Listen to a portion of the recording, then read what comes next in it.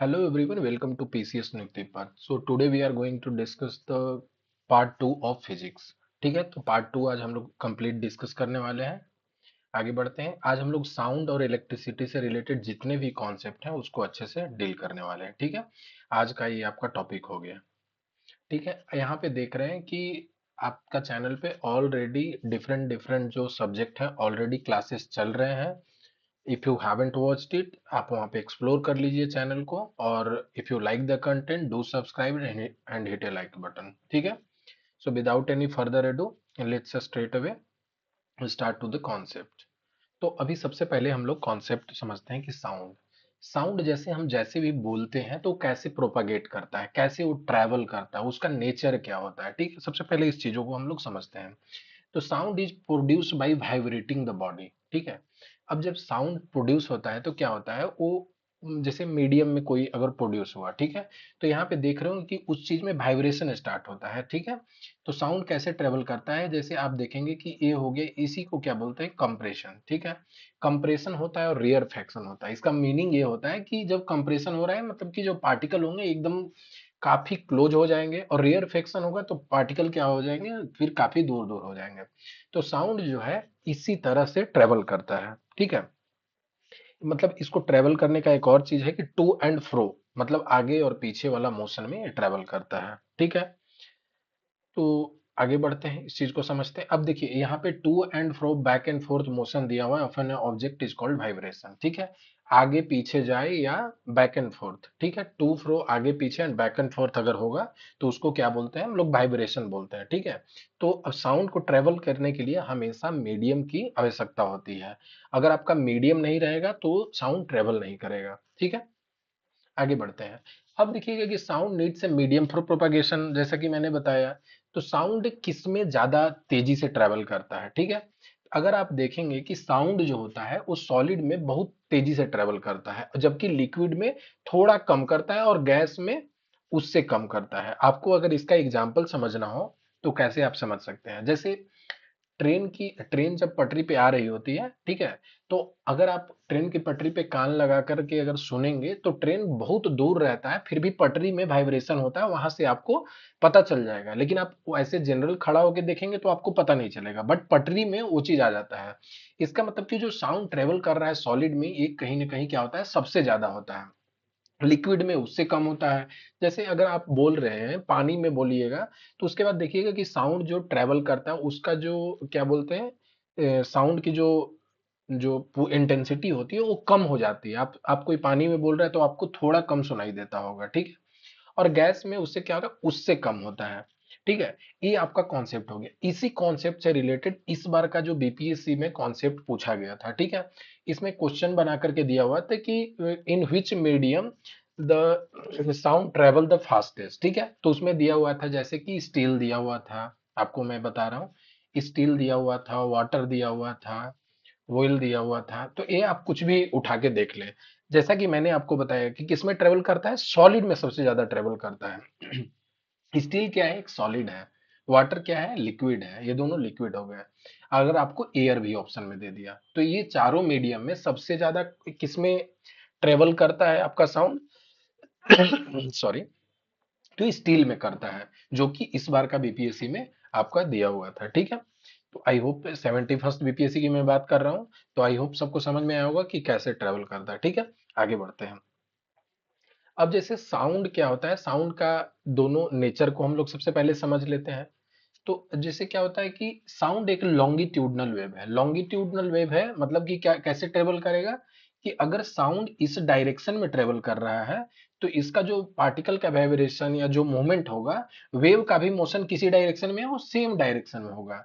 मतलब कि जो वेव का डायरेक्शन होगा वो क्या, और क्या होता है, पैरेलल होता है। ठीक है, उनके पार्टिकल का जो मोशन होता है वो क्या होता है, पैरेलली मूव करते हैं। ठीक है, जबकि और आगे आपको दूसरा बताऊंगा उसमें क्या होता है कि परपेंडिकुलर मूव करते हैं। जैसे अगर कोई वेव ट्रेवल कर रहा है ना, वेव ट्रेवल कर रहा है इस टाइप से, तो इसी डायरेक्शन में उसका मूवमेंट होगा, तो उसको क्या बोलते हैं, लॉन्गिट्यूडनल वेव। और अगर ट्रांसवर्स वेव, अब जैसे मान लिए कि मेरा साउंड, अब मेरा अगर कोई भी चीज इस डायरेक्शन में मूव कर रहा है और अगर पार्टिकल उसके इस डायरेक्शन में मूव कर रहे हैं, परपेंडिकुलर मूव कर रहे हैं, तो इसको क्या बोलते हैं, ट्रांसवर्स। इसको बोलते हैं ट्रांसवर्स वेव। तो अब आपको साउंड क्वेश्चन में दे देगा ऑप्शन में कि क्या है, साउंड एक लॉन्गिट्यूडनल वेव है, ट्रांसवर्स वेव है, तो आप क्या बोलेंगे, लॉन्गिट्यूडनल वेव है। ठीक है, आप यहाँ पे आपको टेबल में मैंने मेंशन भी करा दिया, the particle of medium vibrate in the same direction. Particle उसके वाइब्रेशन किस डायरेक्शन में करते हैं, सेम डायरेक्शन में कर सकते हैं, ठीक करते हैं। ठीक है, they are they are possible in all kind of media. ठीक है, ये किसी भी मीडिया में ट्रेवल कर सकते हैं। ठीक है, अब जबकि ट्रांसवर्स वेव होता है, particle move right angle to the direction of wave of propagation. अगर वेव आपका इस डायरेक्शन में मूव कर रहा है आगे की ओर, तो आपका जो पार्टिकल किस डायरेक्शन में मूव करेगा, इसके परपेंडिकुलर मूव करता है। ठीक है, दोनों परपेंडिकुलर होते हैं, तो इस चीज का आपको ध्यान में रखना है, एग्जाम में पूछा जाता है। They are possible only in solid. अब जो ट्रांसवर्स वेव होते हैं केवल किस मीडियम में पॉसिबल होते हैं, सॉलिड में होते हैं, वेयर एज लॉन्गिट्यूडनल वेव होते हैं वो तीनों मीडियम में ट्रेवल करते हैं। ठीक है, आई होप सबको ये डिफरेंस क्लियर होगा। They consist of region of compression and rarefaction. जैसा कि आपको मैंने पीछे बताया कि जो साउंड ट्रेवल कर रहे हैं, तो ये क्या है, एक लॉन्गिट्यूडनल वेव है। ठीक है, ये एक लॉन्गिट्यूडनल वेव है, लॉन्गिट्यूडनल वेव है। तो आप क्या देख रहे हैं यहाँ पे, कंप्रेशन और रियर फैक्शन। कंप्रेशन मतलब कि पार्टिकल पास पास आ गए, और फिर उसके बाद देख रहे हैं कि पार्टिकल दूर दूर है, तो रियर फैक्शन हो गया है। ये आपका कंप्रेशन हो गया, यहाँ पे रियर फैक्शन हो गया, फिर से कंप्रेशन हो गया और रियर फैक्शन हो गया। तो पार्टिकल का मूवमेंट भी इसी डायरेक्शन में है और वेव का भी डायरेक्शन इसी मूवमेंट में है, तो इसको लॉन्गिट्यूडनल वेव कहते हैं। ठीक है, अब आ जाते हैं आगे, इसमें क्या दिया हुआ है, दे consist of crest and trough. ठीक है, दे कंसिस्ट ऑफ, अब जैसे लॉन्गिट्यूडनल वेव क्या हो गया, कंप्रेशन एंड रियर फ्लेक्शन। ठीक है, और ट्रांसवर्स वेव में क्या होता है, उसमें क्या होता है आपका, इसमें ट्रफ और क्रेस्ट होता है। जैसे मान लिए कि ये आपका वेव हो गया, तो वेव देख रहे हैं, तो इसको बोलते हैं क्रेस्ट। ये क्या होगा आपका, क्रेस्ट हो गया। ठीक है, ये जो मैं वर्ड बोल रहा हूँ इसको ध्यान में रखना है, इसको क्या बोलते हैं, क्रेस्ट है। और इसको क्या बोलते हैं, जो नीचे वाला पार्ट का क्या बोलते हैं, ट्रफ। ठीक है, आपका ट्रफ हो गया। ठीक है, ये आपका एक्सिस के अबाउट मूवमेंट कर रहा है। तो आपका क्या हो गया, एक क्रेस्ट और ट्रफ समझ में आ गया। तो जो ट्रांसवर्स वेव होते हैं उसमें क्या बनता है, क्रेस्ट और ट्रफ बनता है। और लॉन्गिट्यूडनल वेव में जो पीछे मैंने दिखाया डायग्राम में, उसमें क्या बनता है, कॉम्प्रेशन और रियर फैक्शन बनता है। ठीक है, लॉन्गिट्यूडनल वेव क्या होता है, they can not be polarise. ठीक है, इनको पोलराइज नहीं किया जा सकता है। पोलराइज करना मतलब क्या होता है कि जैसे कोई, जैसे मैं बता देता हूँ आपको पोलराइजेशन, एक बार मैं थोड़ा क्लियर से आपको बता देता हूँ। अगर पोलराइजेशन क्या होता है, पोलराइजेशन का मतलब सिंपल ये होता है कि जैसे अगर लाइट हो गया, ठीक है, तो अगर लाइट को अगर मैं ट्रेवल करूं, उसको पास कर रहा हूं, ठीक है, तो ऐसे ऐसे छोटे छोटे सीट बना दिए जाते हैं। ठीक है, छोटे छोटे सीट बना दिए, तो जो लाइट पास करेगा ना, तो पोलराइज हो जाएगा, मतलब केवल एक ही डायरेक्शन में ट्रेवल करेगा। ठीक है, तो इसको पोलराइजेशन बोलते हैं। ठीक है, तो लाइट को, इसको क्या किया जाता है, पोलराइज किया जा सकता है।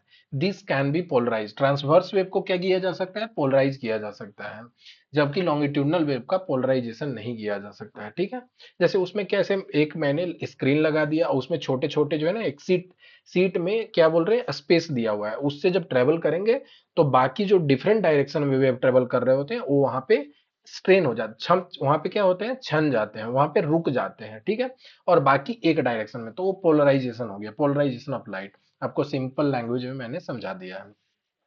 उसके बाद क्या है कि sound wave in air and example of longitudinal wave. जब हम बोलते हैं कोई भी चीज, तो ये क्या हो गया, ये आपका हो गया एग्जांपल ऑफ लॉन्गिट्यूडनल वेव।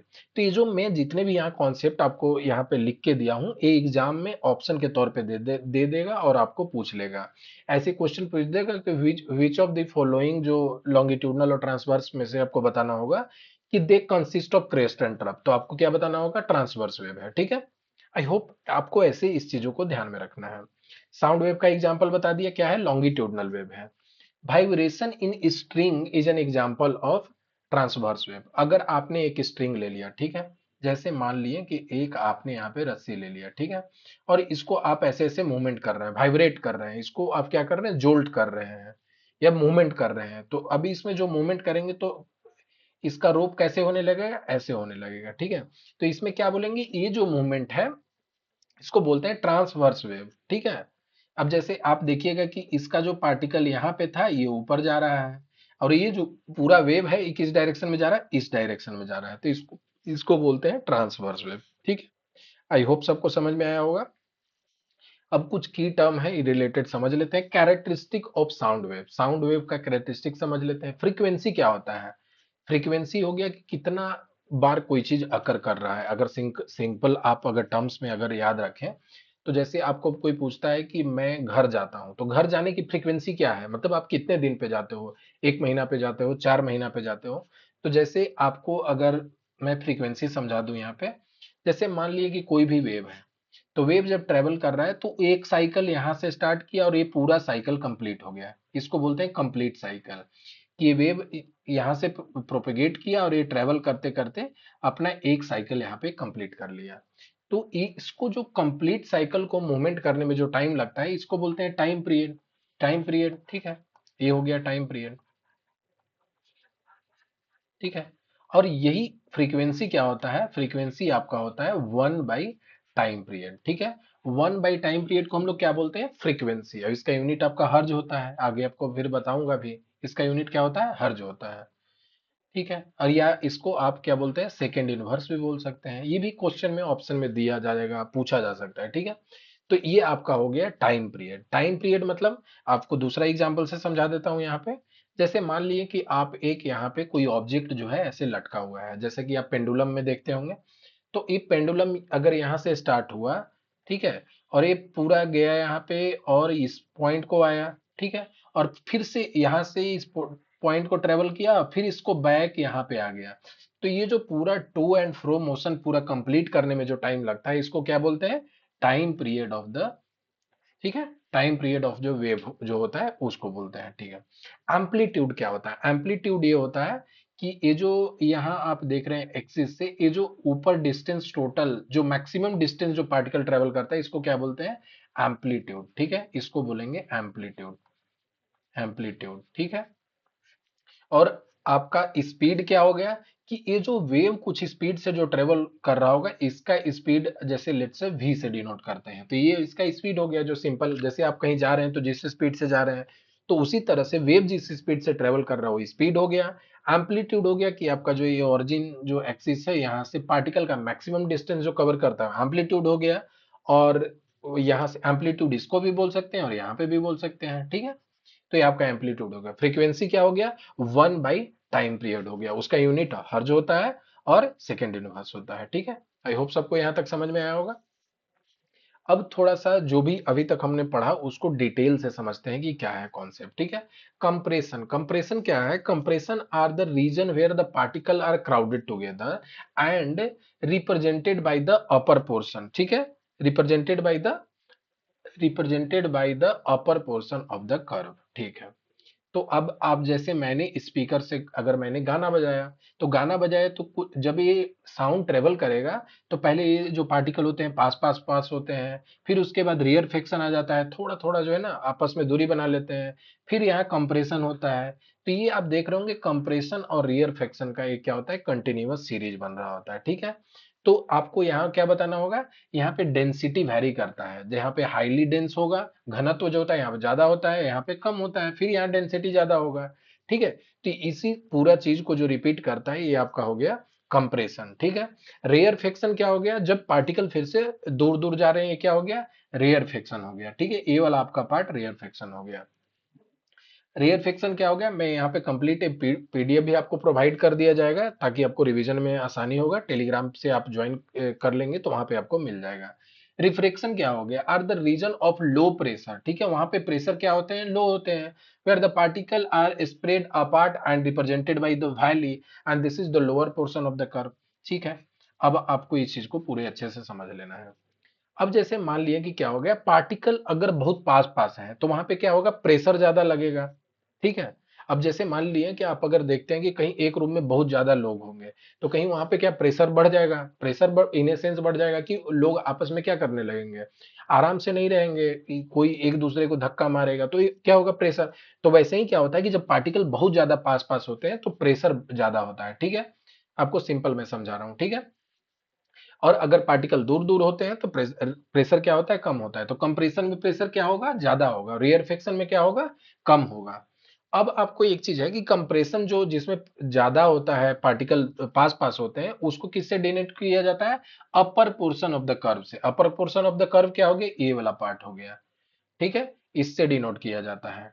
और lower portion of the curve किससे डिनोट करता है? रियर फ्रैक्शन को डिनोट करते हैं। अगर मुझे साउंड वेव को जब मैं डायग्राम के रूप में दूंगा, तो वहां पे आपका अपर पोर्शन ऑफ द कर्व है वो क्या डिनोट करता है? कंप्रेशन। और lower portion of the curve क्या डिनोट करता है? रियर फ्रैक्शन, ठीक है। आई होप सबको समझ में आया होगा।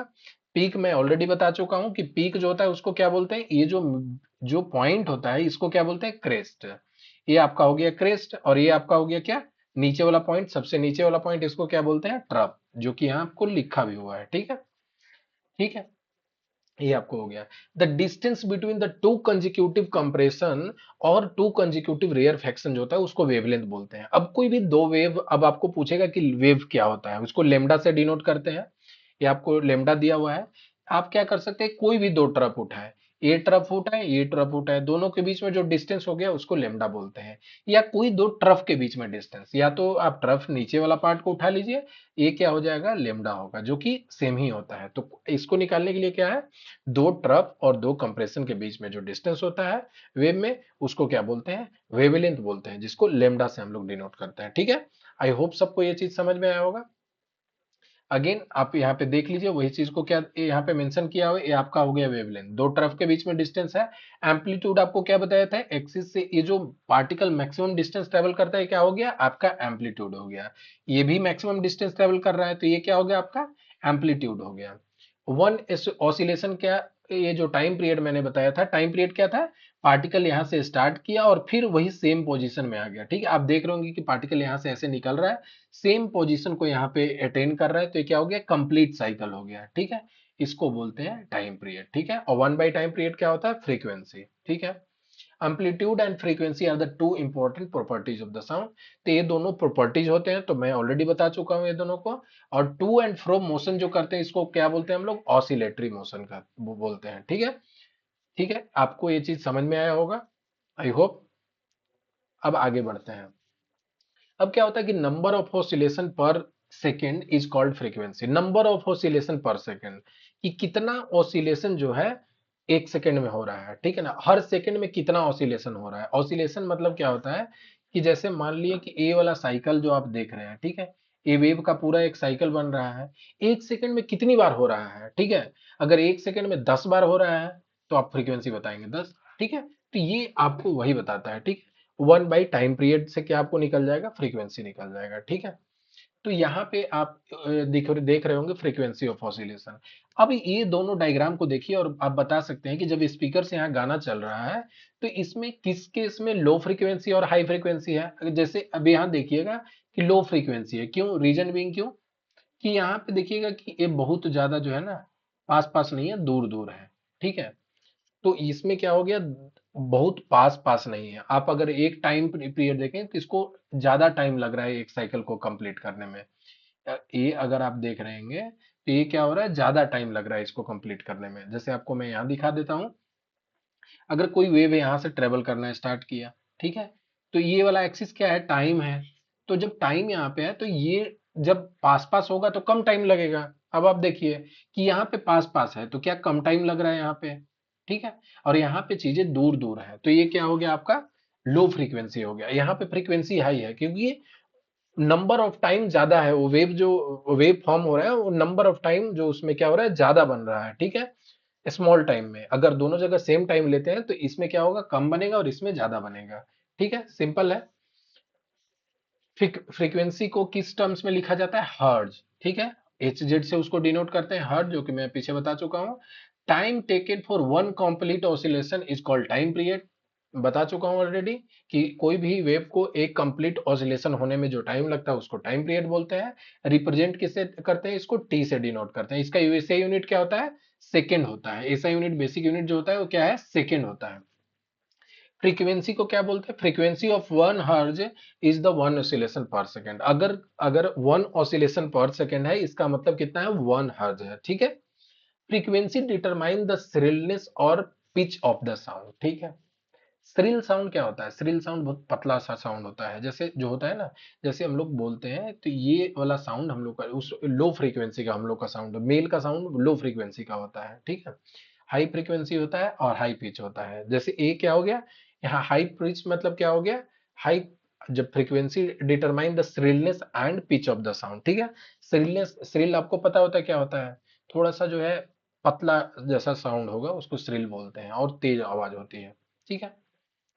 तो ये चीज हो गया आपको श्रिलनेस, और यहाँ से पता चल जाएगा। अगर पिच हाई है, ठीक है, हाई फ्रीक्वेंसी है तो क्या है, हाई पिच है, और लो फ्रीक्वेंसी है तो क्या है, लो पिच है, ठीक है। इस चीज को ध्यान में रखिएगा। टाइम पीरियड ऑलरेडी बता चुका हूँ। टाइम पीरियड क्या होता है, फ्रीक्वेंसी क्या होता है, 1 बाई टाइम पीरियड होता है। तो टाइम पीरियड लिखेंगे तो क्या होगा, 1 बाई फ्रीक्वेंसी हो जाएगा, ठीक है। फ्रीक्वेंसी हो गया, यूनिट क्या हो गया इसका, हर्ज हो गया, साइकिल पर सेकंड होता है। और इसका टाइम क्या हो गया, टी का टाइम पीरियड सिंपल सेकंड हो गया, ठीक है। आई होप ये चीजें सबको समझ में आई होगी, ठीक है। आगे बढ़ते हैं। अब आगे बढ़ते हैं और इस चीज को समझते हैं, loudness and softness of sound को समझते हैं, कि साउंड कब लाउड होता है और कब साउंड सॉफ्ट होता है। अब ये लाउडनेस और साउंड सॉफ्टनेस जो होता है, अभी जैसे मैंने पिच को लेकर के समझाया कि हाई पिच और लो पिच, अगर हाई फ्रीक्वेंसी है तो हाई पिच है, लो फ्रीक्वेंसी है तो लो पिच है। अब हम कब बोलेंगे कि साउंड लाउड है, लाउड है, और कब बोलेंगे सॉफ्ट है।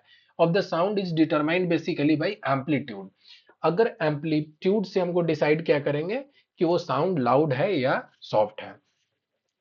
अब ये चीज तो मैंने ऑलरेडी बता चुका हूं, ठीक है। अगर एम्पलीट्यूड ज्यादा है तो उसका क्या होगा, एम्पलीट्यूड अगर हाई एम्पलीट्यूड है तो उसका साउंड क्या होगा, ज्यादा होगा। When the amplitude is small then the sound produce is feeble, कमजोर होगा, ठीक है। और जब अगर उसका एम्पलीट्यूड ज्यादा होगा तो उसका साउंड ज्यादा, लाउडनेस ज्यादा होगा, ठीक है। एम्पलीट्यूड ज्यादा होगा तो क्या होगा, उसका लाउडनेस ज्यादा होगा, ठीक है। एम्पलीट्यूड कम होगा तो क्या होगा, उसका लाउडनेस कम होगा, ठीक है। यहाँ पे जितने भी कॉन्सेप्ट हैं एनसीईआरटी से आपको लेकर आए हैं, और आपको टेक्स्ट भी वहीं से लेकर डाला हुआ है, रीजन बीइंग कि आपको एग्जाम में यही सब सेंटेंस दिए हुए रहेंगे, ठीक है। आपको इधर उधर ज्यादा ढूंढना नहीं पड़ेगा। The amplitude of the sound wave depend upon the force with which the object is made to vibrate, ठीक है। ठीक है, ये आपको उसको बेसिकली वो फोर्स बताता है कि कितना जो तेजी से वो मूव कर रहा है। Loudness of sound depend on amplitude, बता चुका हूं already. When the amplitude of vibration is large the sound produce is loud. अगर उसका एम्पलीट्यूड ज्यादा है तो क्या बोलेंगे, वो साउंड लाउड है। आज अभी आपको बता दिए, कम है तो क्या होगा, फीबल, फीबल मतलब होता है कमजोर। As it move away from the source, its amplitude as well as its loudness decreases। आप देखते होंगे कोई अगर कहीं बोल रहा है तो वहां पे ज्यादा तेज सुनाई देता है, जबकि अगर आप थोड़ा दूर चले जाएंगे तो वो साउंड क्या होता है, कम होने लगता है। इसका मतलब क्या होगा, उसका एम्पलीट्यूड जो है अब वो कम हो रहा है, ठीक है। तो जैसे जैसे आप साउंड के सोर्स से दूर जाएंगे तो उसका एम्पलीट्यूड कम होने लगता है, ठीक है। और लाउडनेस भी डिक्रीज करने लगता है। आई होप सबको ये चीजें कॉन्सेप्ट जो है समझ में आया होगा, ठीक है। आगे बढ़ते हैं। क्वालिटी एक होता है, क्वालिटी या टिम्बर ऑफ साउंड बोलते हैं, क्वालिटी या बोलिए उसको, या टिम्बर ऑफ साउंड। अब टिम्बर ऑफ साउंड, क्योंकि क्या होता है ऑप्शन में आपको दे देगा टिम्बर ऑफ साउंड, आप कंफ्यूज रहेंगे कि क्या है। It is nothing but basically the quality of sound is the characteristic which enable us to distinguish from one sound from another sound having the same pitch and loudness, ठीक है। तो अगर same pitch और same loudness का sound है, ठीक है, तो ये जो क्वालिटी और टिम्बर ऑफ साउंड बताता है, इससे क्या चीज पता चल जाता है, इसका क्वालिटी पता चल जाता है। जैसे मान लिए कि मैं बोलूं कि सेम एम्पलीट्यूड और सेम जो है टिम्बर, सेम लाउडनेस और सेम पिच का साउंड है, बट स्टिल क्या हो रहा है कि उसके जो क्वालिटी है डिफर कर रहे हैं। तो ये किससे पता चलता है, टिम्बर ऑफ साउंड ये बोले या क्वालिटी ऑफ साउंड से, ठीक है। The sound which is more pleasant is said to be the rich quality, जो आपको सुनने में अच्छा लगता है, जो कानों को प्लीजेंट होता है। जैसे म्यूजिक जो है कानों का प्लीजेंट होता है, ठीक है। अगर कोई लोग शोर कर रहे हैं, चिल्ला रहे हैं, तो वो प्लीजेंट नहीं होता है, तो क्या बोलेंगे, वो क्या है, आपका प्लीजेंट साउंड नहीं है, ठीक है। आई होप ये चीज समझ में आया होगा। नॉइज क्या है, एक unpleasant sound to the ear है, ठीक है। तो अब रिच क्वालिटी साउंड और जो पुअर क्वालिटी साउंड आपको समझ में आ गया। The music is pleasant to hear is the rich quality, ये चीज भी समझ में आ गई।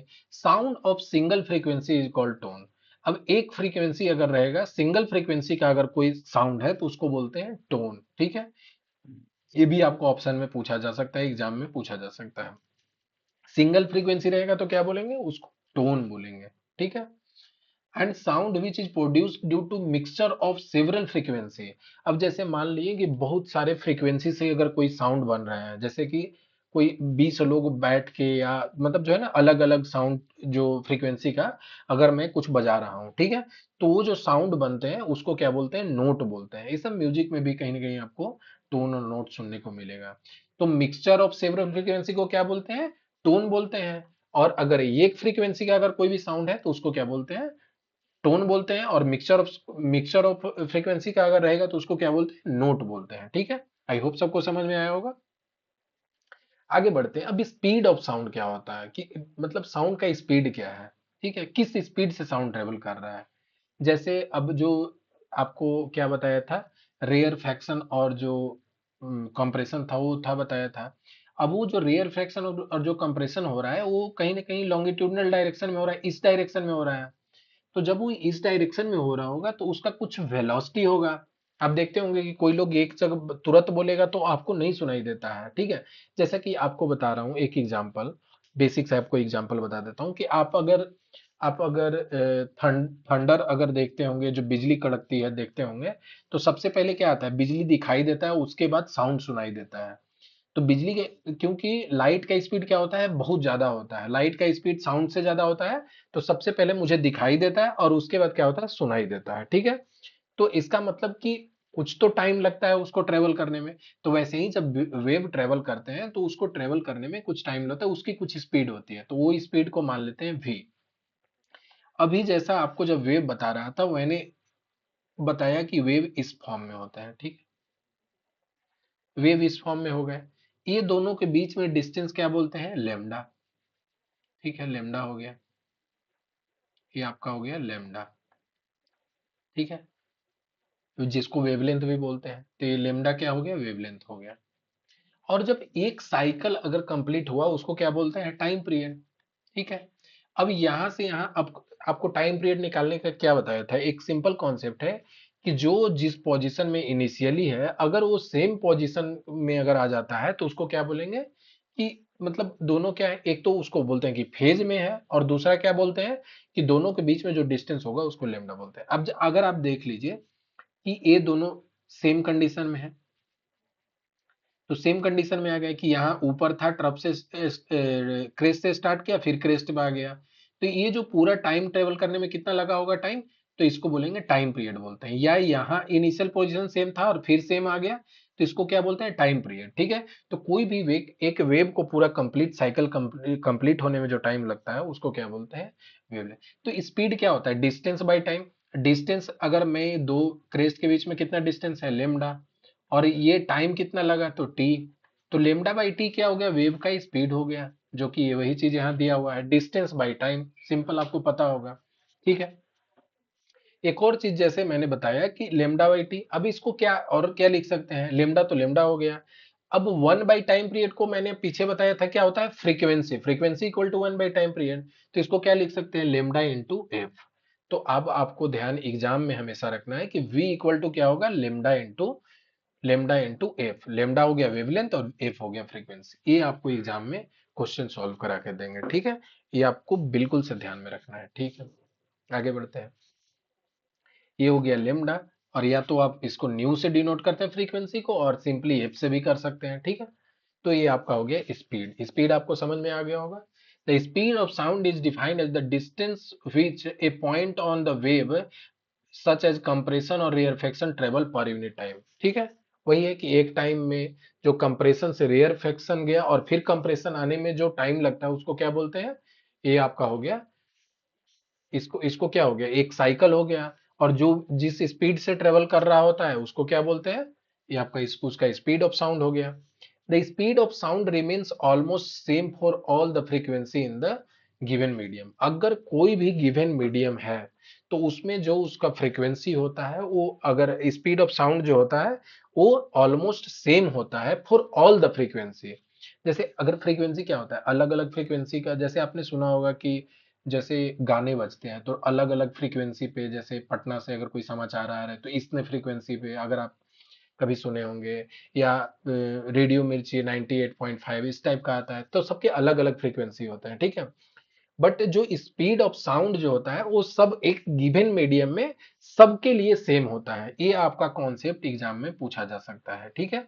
आपको दे देगा विच of the following is true, या आपको दे देगा कि कौन सा ऑप्शन इसमें करेक्ट है, और इसमें एक ये भी दिया हुआ रहेगा कि speed of sound remains almost same for all given frequency, ठीक है, under the same physical condition. अगर मेरा कंडीशन सेम है, अगर मीडियम सेम है, जैसे मीडियम एयर हो गया, एयर अगर मीडियम सेम है, तो जितने भी फ्रीक्वेंसी होंगे उनके स्पीड क्या होंगे, सेम होंगे, ठीक है। आई होप यहाँ तक मैं समझा पाया हूँगा, ठीक है। आगे बढ़ते हैं। अब एक क्वेश्चन सॉल्व कर लेते हैं इससे रिलेटेड, ठीक है।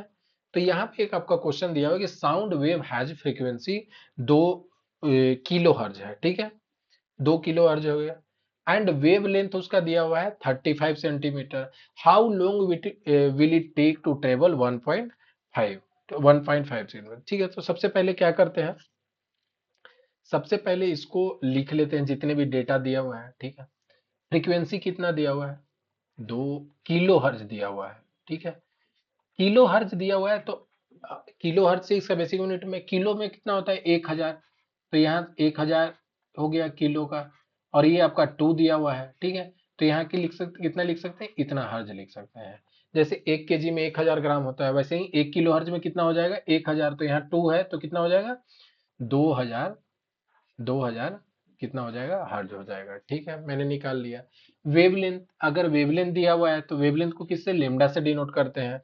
तो वेवलेंथ अगर लेमडा से हम डिनोट करेंगे तो वेवलेंथ कितना हो गया यहाँ पे, वेवलेंथ हो गया आपका 35 सेंटीमीटर, सॉरी 35 सेंटीमीटर, 35 सेंटीमीटर। तो इसको अगर मीटर में कन्वर्ट कर देंगे तो कितना हो जाएगा, 0.35 मीटर। आपको कभी भी बेसिक यूनिट में लेकर चलना है तो उससे क्या होता है, सॉल्व करना थोड़ा सा आसान होता है, ठीक है। अब आगे बढ़ते हैं। अब मैंने ये चीज बता दिया, अब उसके बाद अब आपको फॉर्मूला बता चुका हूं, ठीक है। तो स्पीड आपको अगर निकालना होगा तो क्या होता है, स्पीड का फॉर्मूला क्या होता है, लेमडा इंटू एफ, फ्रीक्वेंसी, ठीक है। ये आपको वी से क्या डिनोट कर रहे हैं, ये आपका स्पीड हो गया, ठीक है, स्पीड हो गया। लेमडा ऑलरेडी निकाल चुके हैं, लेमडा कितना है, 0.35, और आपका एफ कितना है, फ्रीक्वेंसी कितना है, 2000 है, ठीक है। अब ये दोनों को क्या करना पड़ेगा, आपको मल्टीप्लाई कर देंगे, तो मल्टीप्लाई करेंगे तो क्या आएगा, यहाँ से आपका आ जाएगा, ये आपका कितना हो जाएगा, 35 टू हो तो कितना हो जाएगा, 70, 1 2 3, और 2 अंक के बाद डिसिमल है तो यहाँ से आपका आ रहा है 700, ठीक है। तो 700 क्या आ रहा है, मीटर पर सेकेंड। ये जो उसका स्पीड है वो हम लोग अभी निकाल चुके हैं, ठीक है। अब जब स्पीड निकाल चुके हैं तो यहाँ पे अब क्या करेंगे, v निकल चुका है 700 मीटर पर सेकेंड, ठीक है। आपको टाइम दिया हुआ है, टाइम इसको how long it will take to travel the distance, distance दिया हुआ है कितना, 1.5 किलोमीटर, ठीक है। सबको यूनिट को होमोजेनाइज करके रखना है कि अगर आपका मीटर पर सेकंड दिया हुआ है तो इसमें डिस्टेंस भी क्या होना चाहिए, मीटर में होना चाहिए। तो ठीक है, मीटर 15 अगर दिया हुआ है, 1.5 किलोमीटर है तो कितना हो गया, 1500 मीटर, ठीक है। अब आपको डिस्टेंस दिया हुआ है, वेलोसिटी दिया हुआ है, तो टाइम क्या होता है, अगर आपको टाइम निकालना होगा, टाइम क्या होता है, डिस्टेंस बाई वेलोसिटी, ठीक है। तो ये आपका 1500 हो गया, 1500 डिवाइडेड बाई, ये क्या हो गया, 700। तो जब इसको डिवाइड करेंगे तो आपका वैल्यू कितना आ जाएगा, एक बार इसको कैलकुलेट कर लेते हैं।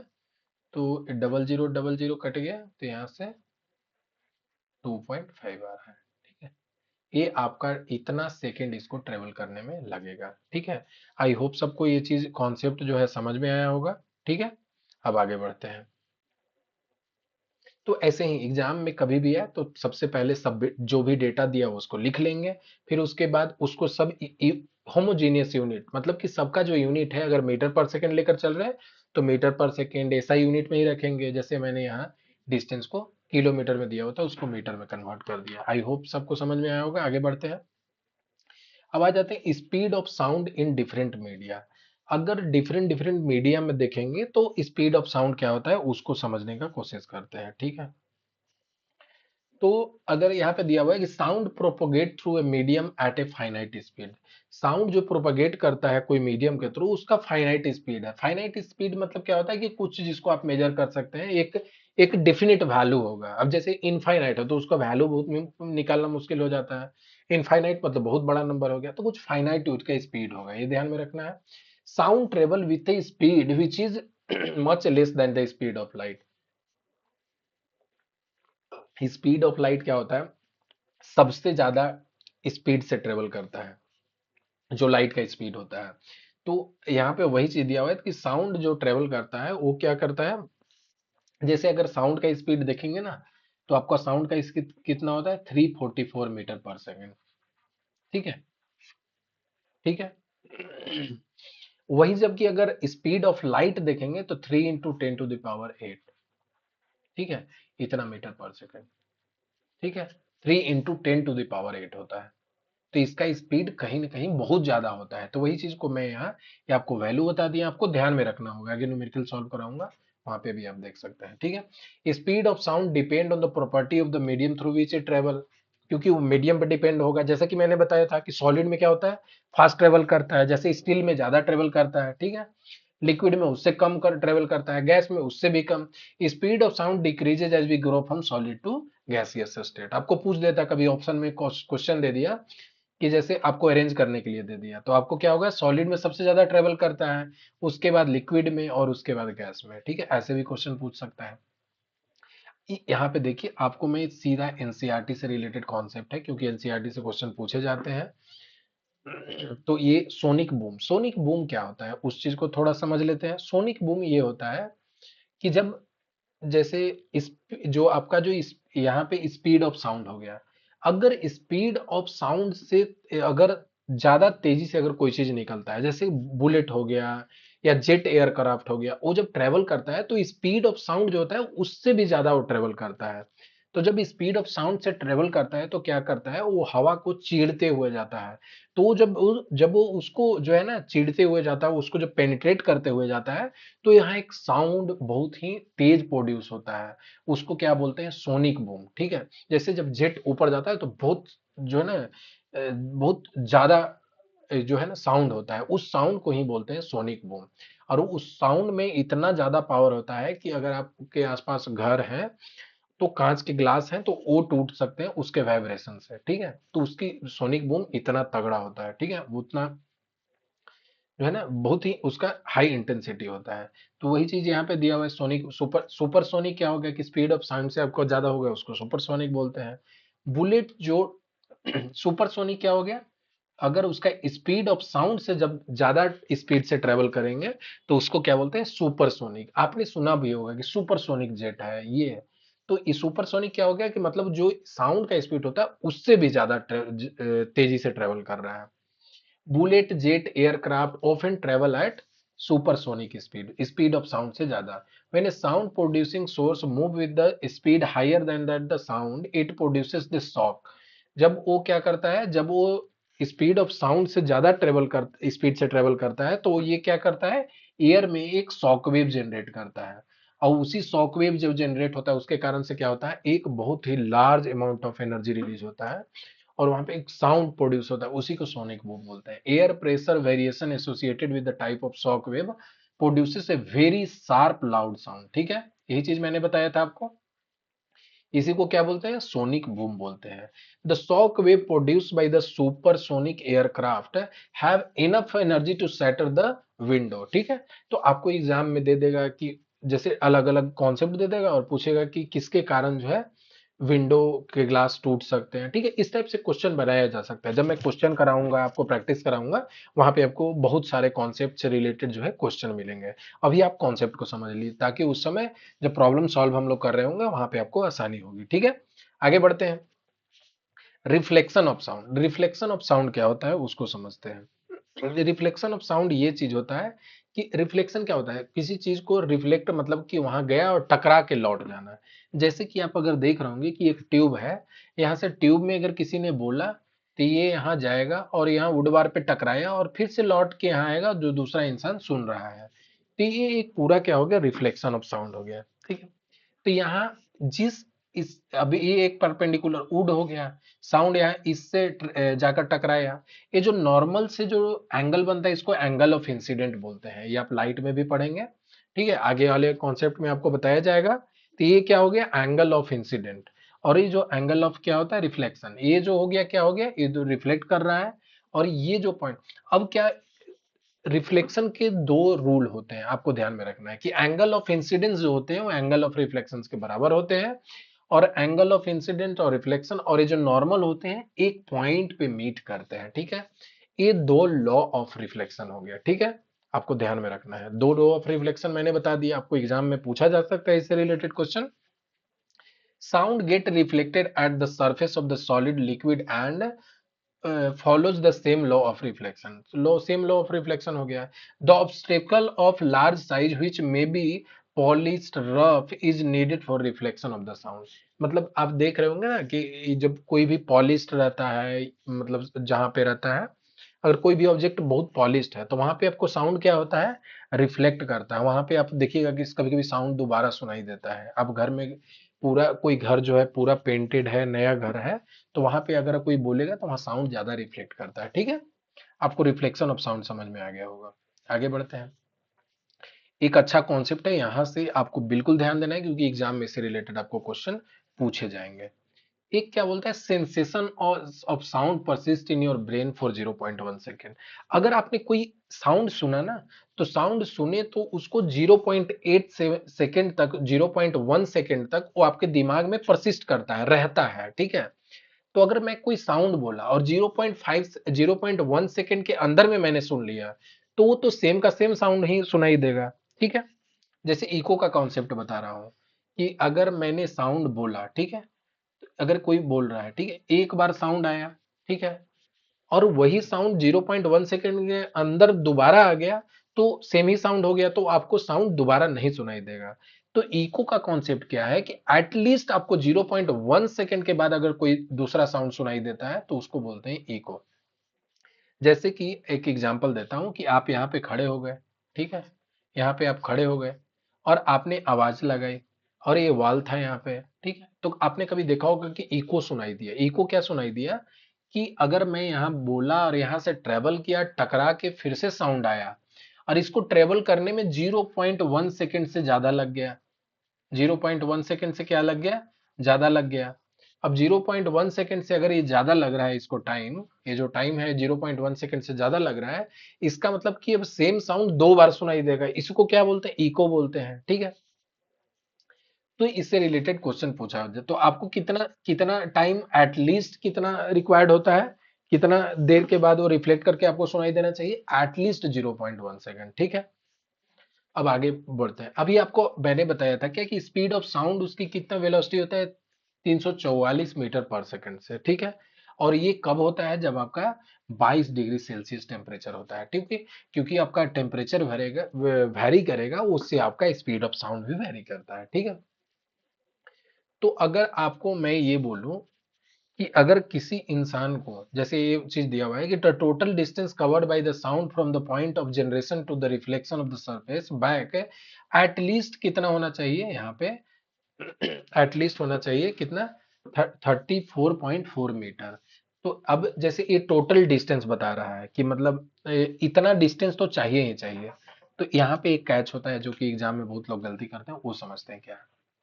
जैसे आपने कुछ बोला तो ट्रेवल करना स्टार्ट किया होगा, तो इसका स्पीड था क्या, 344 मीटर पर सेकंड। उसको क्या बोलेंगे कि 0.1 सेकंड के बाद, तो पहले देख लेते कि 0.1 सेकंड में कितना डिस्टेंस ट्रेवल करेगा। तो 0.1 सेकंड में कितना ट्रेवल करेगा, तो यहाँ पे आपका कितना हो जाएगा, 34.4 मीटर। 0.4 सेकंड में 34.4 मीटर। अगर कोई इंसान बोल रहा है उसको सुनाई देने के लिए एटलीस्ट इतना दूरी का जरूरत पड़ेगा। अच्छा, अब यहाँ पे कैच क्या है उसको समझते हैं। अगर इंसान बोला, अब इसको दोबारा सुनाई देना है, तो ये जब आवाज गया यहाँ पे और टकरा के लौटेगा, ठीक है, तो टोटल डिस्टेंस कितना होना चाहिए, 34.4, एटलीस्ट 34.4 होना चाहिए। तो ये तो डिस्टेंस मेरा क्या दिया हुआ है, यहाँ गया और टकरा के आया, तो दोनों साउंड दिया हुआ है। तो इसको क्या करना पड़ेगा हमको, 34.4 को हाफ कर देंगे, तो आपको पता चल जाएगा कि ये कितना दूर से साउंड को रिफ्लेक्ट करके आएगा, ठीक है। तो वहां से अब कितना आ रहा है, 17.2 मीटर। तो अगर आपको पूछेगा कि अगर मिनिमम डिस्टेंस पे कोई ऑब्स्टेकल कितने दूर होने चाहिए, तो कितने दूर होने चाहिए? 17.2 मीटर दूर होने चाहिए। अगर किसी इंसान को इको सुनना है तो उसको उसके जो ऑब्स्टेकल होंगे वो कितने होने चाहिए? 17.2 मीटर दूर होने चाहिए। अगर उससे पास हुआ तो उसको इको सुनाई नहीं देगा। ठीक है। कि क्यों मैंने हाफ किया? क्योंकि यहां से जब ट्रेवल किया और ये टोटल 34 चाहिए, तो ये तो यहां से साउंड जाएगा और आएगा, तो टोटल कितना साउंड का डिस्टेंस हो गया? 34। जबकि 34 देखिएगा तो क्या जाने आने का दोनों टाइम हो गया। तो दूरी निकालना है तो क्या होगा? तो 34/2 कर देंगे। ठीक है। आई होप सबको समझ में आएगा ये कॉन्सेप्ट। अगर नहीं आया तो आप कमेंट सेक्शन में टेलीग्राम पे आप मुझे रीच आउट करिएगा, मैं आपको वहाँ पे डाउट को क्लियर करूंगा। ठीक है। आई होप सबको समझ में आया होगा। एग्जाम में पूछा जा सकता है, आपको ऑप्शन में 34.4 भी दिया हुआ रहेगा और 17.2 दिया हुआ रहेगा। वहां पे आपको क्या करना है? केयरफुल रहना है। ठीक है। आगे बढ़ते हैं। सेम टाइप पे आपको कॉन्सेप्ट कराते हैं, एनसीईआरटी से उठाए हुए इस टाइप के एग्जाम में आते हैं। Person clapped his hand near the Cliff. ठीक है। एक जो पहाड़ के क्लिफ होते हैं वहां पे उसने क्लैप किया, एंड वो 2 सेकंड के बाद उसने क्या सुना? 2 सेकंड के बाद उसने इको को सुना, अपनी खुद की आवाज को सुना। तो 2 सेकंड हो गया यहाँ पे। 2 सेकंड पे उसने खुद की आवाज सुना। What is the distance of the Cliff from the person if the speed of the sound दिया हुआ है 346 मीटर पर सेकेंड। तो स्पीड आपको क्या दिया हुआ है? 346 मीटर पर सेकेंड। ठीक है। अगर ये इंसान यहाँ से बैठा, ठीक है, खड़ा है, ठीक है, मैं बना देता हूँ, जो भी यहाँ पे इसने क्लैपिंग किया, ठीक है, क्लैपिंग किया तो ये कहीं पहाड़ रहा होगा, तो ये या गया पहाड़ से और टकरा के साउंड लौटा होगा। ठीक है। तो आपको क्या पूछ रहा है कि पूछ क्या रहा है आपको? A person clapped after what is the distance, at कितना डिस्टेंस है क्लिप से इसका? ये जो डिस्टेंस है, अगर ये एक्स डिस्टेंस है, तो ये पूछ रहा है कि कितना डिस्टेंस है। ये आपको एक्स निकालना है कि पहाड़ कितना दूर है। निकाल लेते हैं, सेम कॉन्सेप्ट को अप्लाई कर लेते हैं। तो अगर आपको डिस्टेंस निकालना होगा कि 2 सेकंड बाद सुनाई दिया और ये इसका कितना दिया होता है स्पीड, तो 2 सेकंड में स्पीड ऑफ साउंड अगर ये बोला होगा, जो बोला इसका साउंड हुआ, ये ट्रेवल किया 2 सेकंड में, तो 2 सेकंड में कितना डिस्टेंस ट्रेवल कर सकता है वो निकाल लेते हैं। तो यहाँ से हो गया 346 मीटर पर सेकेंड इंटू 2 कर देंगे, तो यहाँ से क्या हो जाएगा? ठीक है। आई थिंक इट करेक्ट है। 6 2 12, 2 9 और 3 2 6, 692 मीटर है। ठीक है। ये टोटल डिस्टेंस दिया हुआ है, टोटल ये जो जो बोलेगा वो 2 सेकंड में सुनाई दिया, तो 2 सेकंड में साउंड कितना ट्रेवल किया? 692 मीटर ट्रेवल किया। अभी आपको मैंने बताया कि वो जो साउंड ट्रेवल किया 2 सेकंड में जो सुनाई दिया टकरा करके आया, ये तो दोनों दो बार का डिस्टेंस हो गया ना, जाने का और आने का दोनों डिस्टेंस हो गया। तो इसको आपको क्या करना पड़ेगा? 692 को आपको 2 से डिवाइड करना पड़ेगा। ये हो जाएगा इंसान जो यहाँ अपने क्लैपिंग किया था और यहाँ पे जो पहाड़ है वो दोनों के बीच में दूरी निकल जाएगी। ठीक है। तो यहाँ पे आप क्या करिए, इसको डिवाइड कर दीजिए, क्या हो जाएगा? 3 4 हो जाएगा और यहाँ पे 6 हो जाएगा। ठीक है। 3 4 6, ये टोटल डिस्टेंस क्या हो गया? 346 मीटर दूर वो इंसान पहाड़ से खड़ा था। आई होप सबको समझ में आया होगा ये कॉन्सेप्ट। ठीक है। तो इको को कॉन्सेप्ट मैंने आपको क्लियरली समझा दिया है। अगर still if you have any doubt तो कभी भी क्या करना है, आपको रीच आउट करना है। अब आ जाते हैं रिवर्बरेशन। रिवर्बरेशन क्या होता है कि जब आपको रिपीटेड साउंड सुनाई देता है, अभी आप कभी कभी ने सुना होगा ना, एक ही साउंड बार बार सुनाई देता है, the repeated reflection that result in the persistence of sound in the reverberation. कभी आप ऑडिटोरियम में जाते होंगे, जिससे सिनेमा हॉल में गए, तो उसको क्या बोलते हैं, कर्व टाइप का बनाया जाता है। ठीक है। ताकि क्या हो कि साउंड टकरा के लोगों के पास परफेक्टली सुनाई दो, वहां एक साउंड इफेक्ट अच्छा जनरेट हो, तो उसके लिए। तो रिवर्बरेशन क्या है कि एक इंसान अगर बोला यहाँ से, ठीक है, और यहाँ पे टकरा के साउंड इसको ये आया, यहाँ से टकरा के ये आएगा, तो हो सकता है कि साउंड की क्वालिटी डिग्रेड भी कर जाए। ठीक है। अब एक साउंड 5 जगह से टकरा टकरा कर आएगी तो उसकी क्वालिटी डिग्रेड भी कर सकती है। तो जो रिपीटेड रिफ्लेक्शन होती है जो साउंड की, इसको क्या बोलते हैं? रिवर्बरेशन बोलते हैं। The repeated reflection that result in persistence of sound equal क्या बोलते हैं, रिवर्बरेशन। ये आपको कॉन्सेप्ट एग्जाम में पूछा जा सकता है, तो आपको ध्यान देना है रिफ्लेक्शन क्या होता है, repeated reflection that result in persistence of sound. अब जैसे साउंड क्या होता है, अलग अलग जगह से टकरा टकरा के रिफ्लेक्शन करके वो पहुंच रहा है और वो वहां पे साउंड परसिस्ट कर रहा है, वहां पे आपको बार बार सुनाई दे रहा है, तो इसको क्या बोलते हैं, रिवर्बरेशन बोलते हैं। ठीक है, आई होप सबको रिवर्बरेशन अच्छे से समझ में आया होगा। आगे बढ़ते हैं, यूजेज ऑफ मल्टीपल रिफ्लेक्शन। ठीक है, मल्टीपल रिफ्लेक्शन ऑफ साउंड, एक मल्टीपल रिफ्लेक्शन क्या होता है कि बार बार साउंड क्या हो रहा है, मल्टीपल रिफ्लेक्शन हो रहा है। रिफ्लेक्शन मतलब एक बार हुआ और बार बार हो रहा है, मल्टीपल रिफ्लेक्शन हो गया। तो ये मेगाफेन जो इंसान यहाँ पे पकड़ा हुआ है, ये क्या हो गया, किसने यहाँ पे साउंड जनरेट किया, तो साउंड जनरेट किया। अब ये क्या है, ये आप देख रहे होंगे कि ये कॉनिकल शेप यहाँ पे शंकु के शेप में है। अब साउंड यहाँ पे जनरेट किया होगा, साउंड यहाँ साउंड टकराया यहाँ पे। ठीक है, ये तो अब साउंड टकराया तो क्या इधर नहीं जा सकता है साउंड, अब यहाँ पे भी नहीं जा सकता है।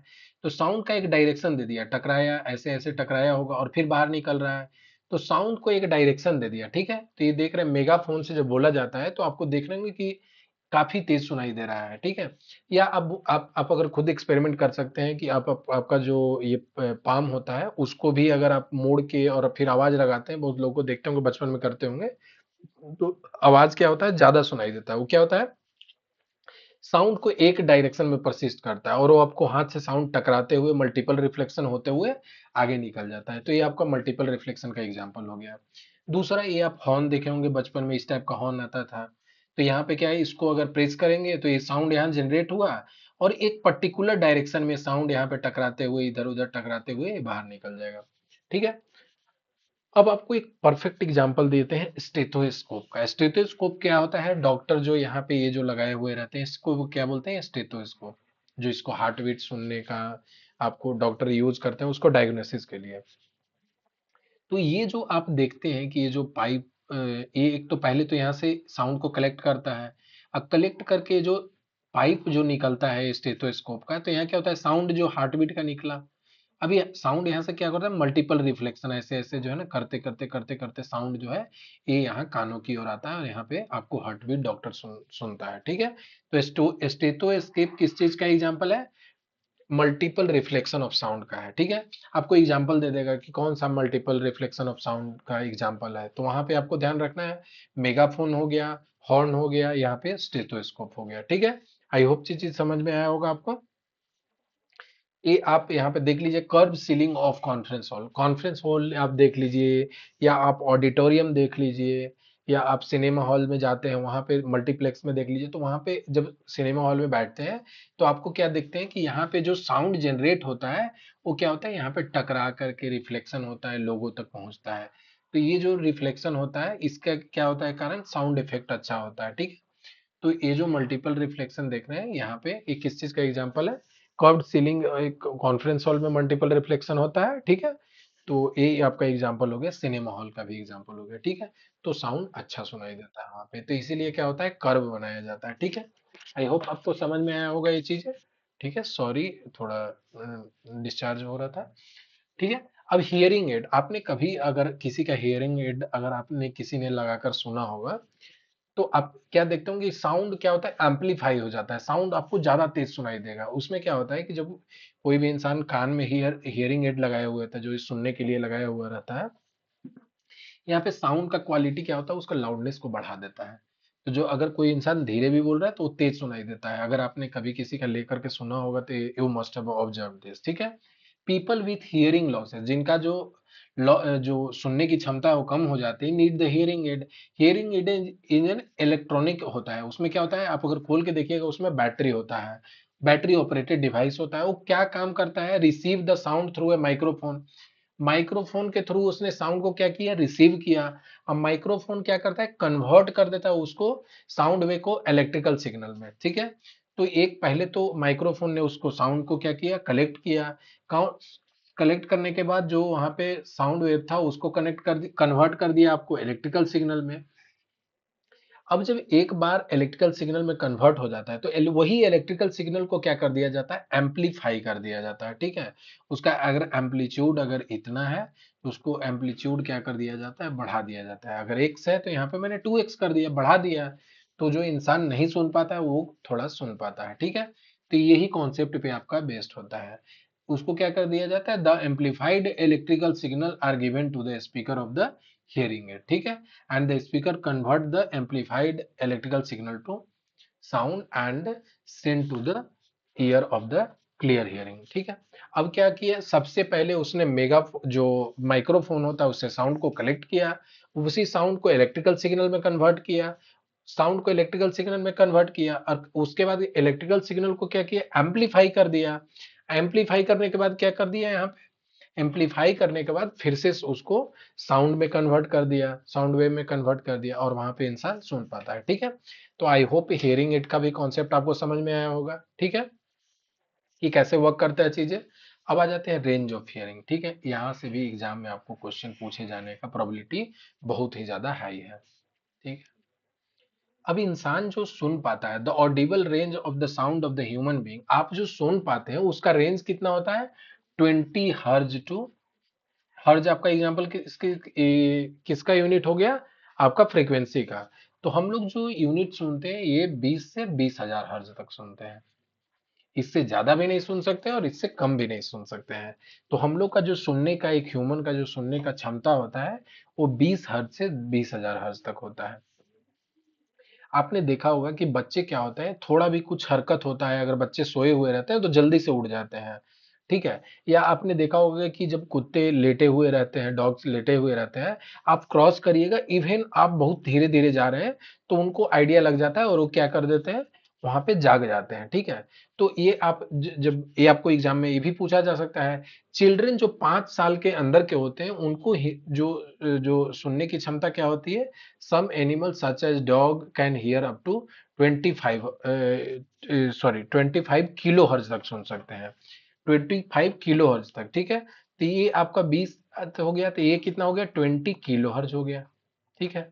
तो ये इससे ज्यादा भी साउंड सुन सकते हैं, ज्यादा फ्रीक्वेंसी का भी साउंड सुन लेते हैं, ठीक है। तो ये आपका एग्जांपल हो गया, डॉग का भी एग्जांपल हो गया। ये दोनों कितना हो गया, 25 किलो हर्ज तक, 1 किलो हर्ज में 1,000 हर्ज, ठीक है। तो 25,000 हर्ज तक बच्चे सुन सकते हैं, ठीक है। यहाँ पे देख रहे होंगे कि ये जो साउंड होता है 20 से 20,000, 20 किलो हर्ज तक तो हम लोग सुन सकते हैं, ये कॉस्टिक साउंड हो गया। उसके 20 हर्ज से नीचे का जो साउंड होता है उसको बोलते हैं इंफ्रासोनिक, बोलते हैं, क्या बोलते हैं, इंफ्रासोनिक। अभी जो कम्युनिकेशन, जो राइनोसोरस होते हैं, एलिफेंट होते हैं, वेल होते हैं, अर्थक्वेक होते हैं, ये सब किसका एग्जाम्पल हो गया, इंफ्रासोनिक साउंड को ये रिकॉग्नाइज करते हैं, उसी के द्वारा इनका कम्युनिकेशन होता है, ठीक है। तो ये आपको एग्जाम्पल पूछा जा सकता है कि इंफ्रासोनिक साउंड जो है कौन सुनता है, किस कौन कम्युनिकेट करता है उससे। तो एलिफेंट हो गया, राइनो हो गया, वेल हो गया, या अर्थक्वेक के टाइम में भी जो क्या होता है, इंफ्रासोनिक साउंड जो है आता है, ठीक है। अल्ट्रासोनिक क्या होता है कि जब जो हम लोग का रेंज हो गया जो सुनने का ह्यूमन का उससे ज्यादा होता है उसको क्या बोलते हैं, अल्ट्रासोनिक।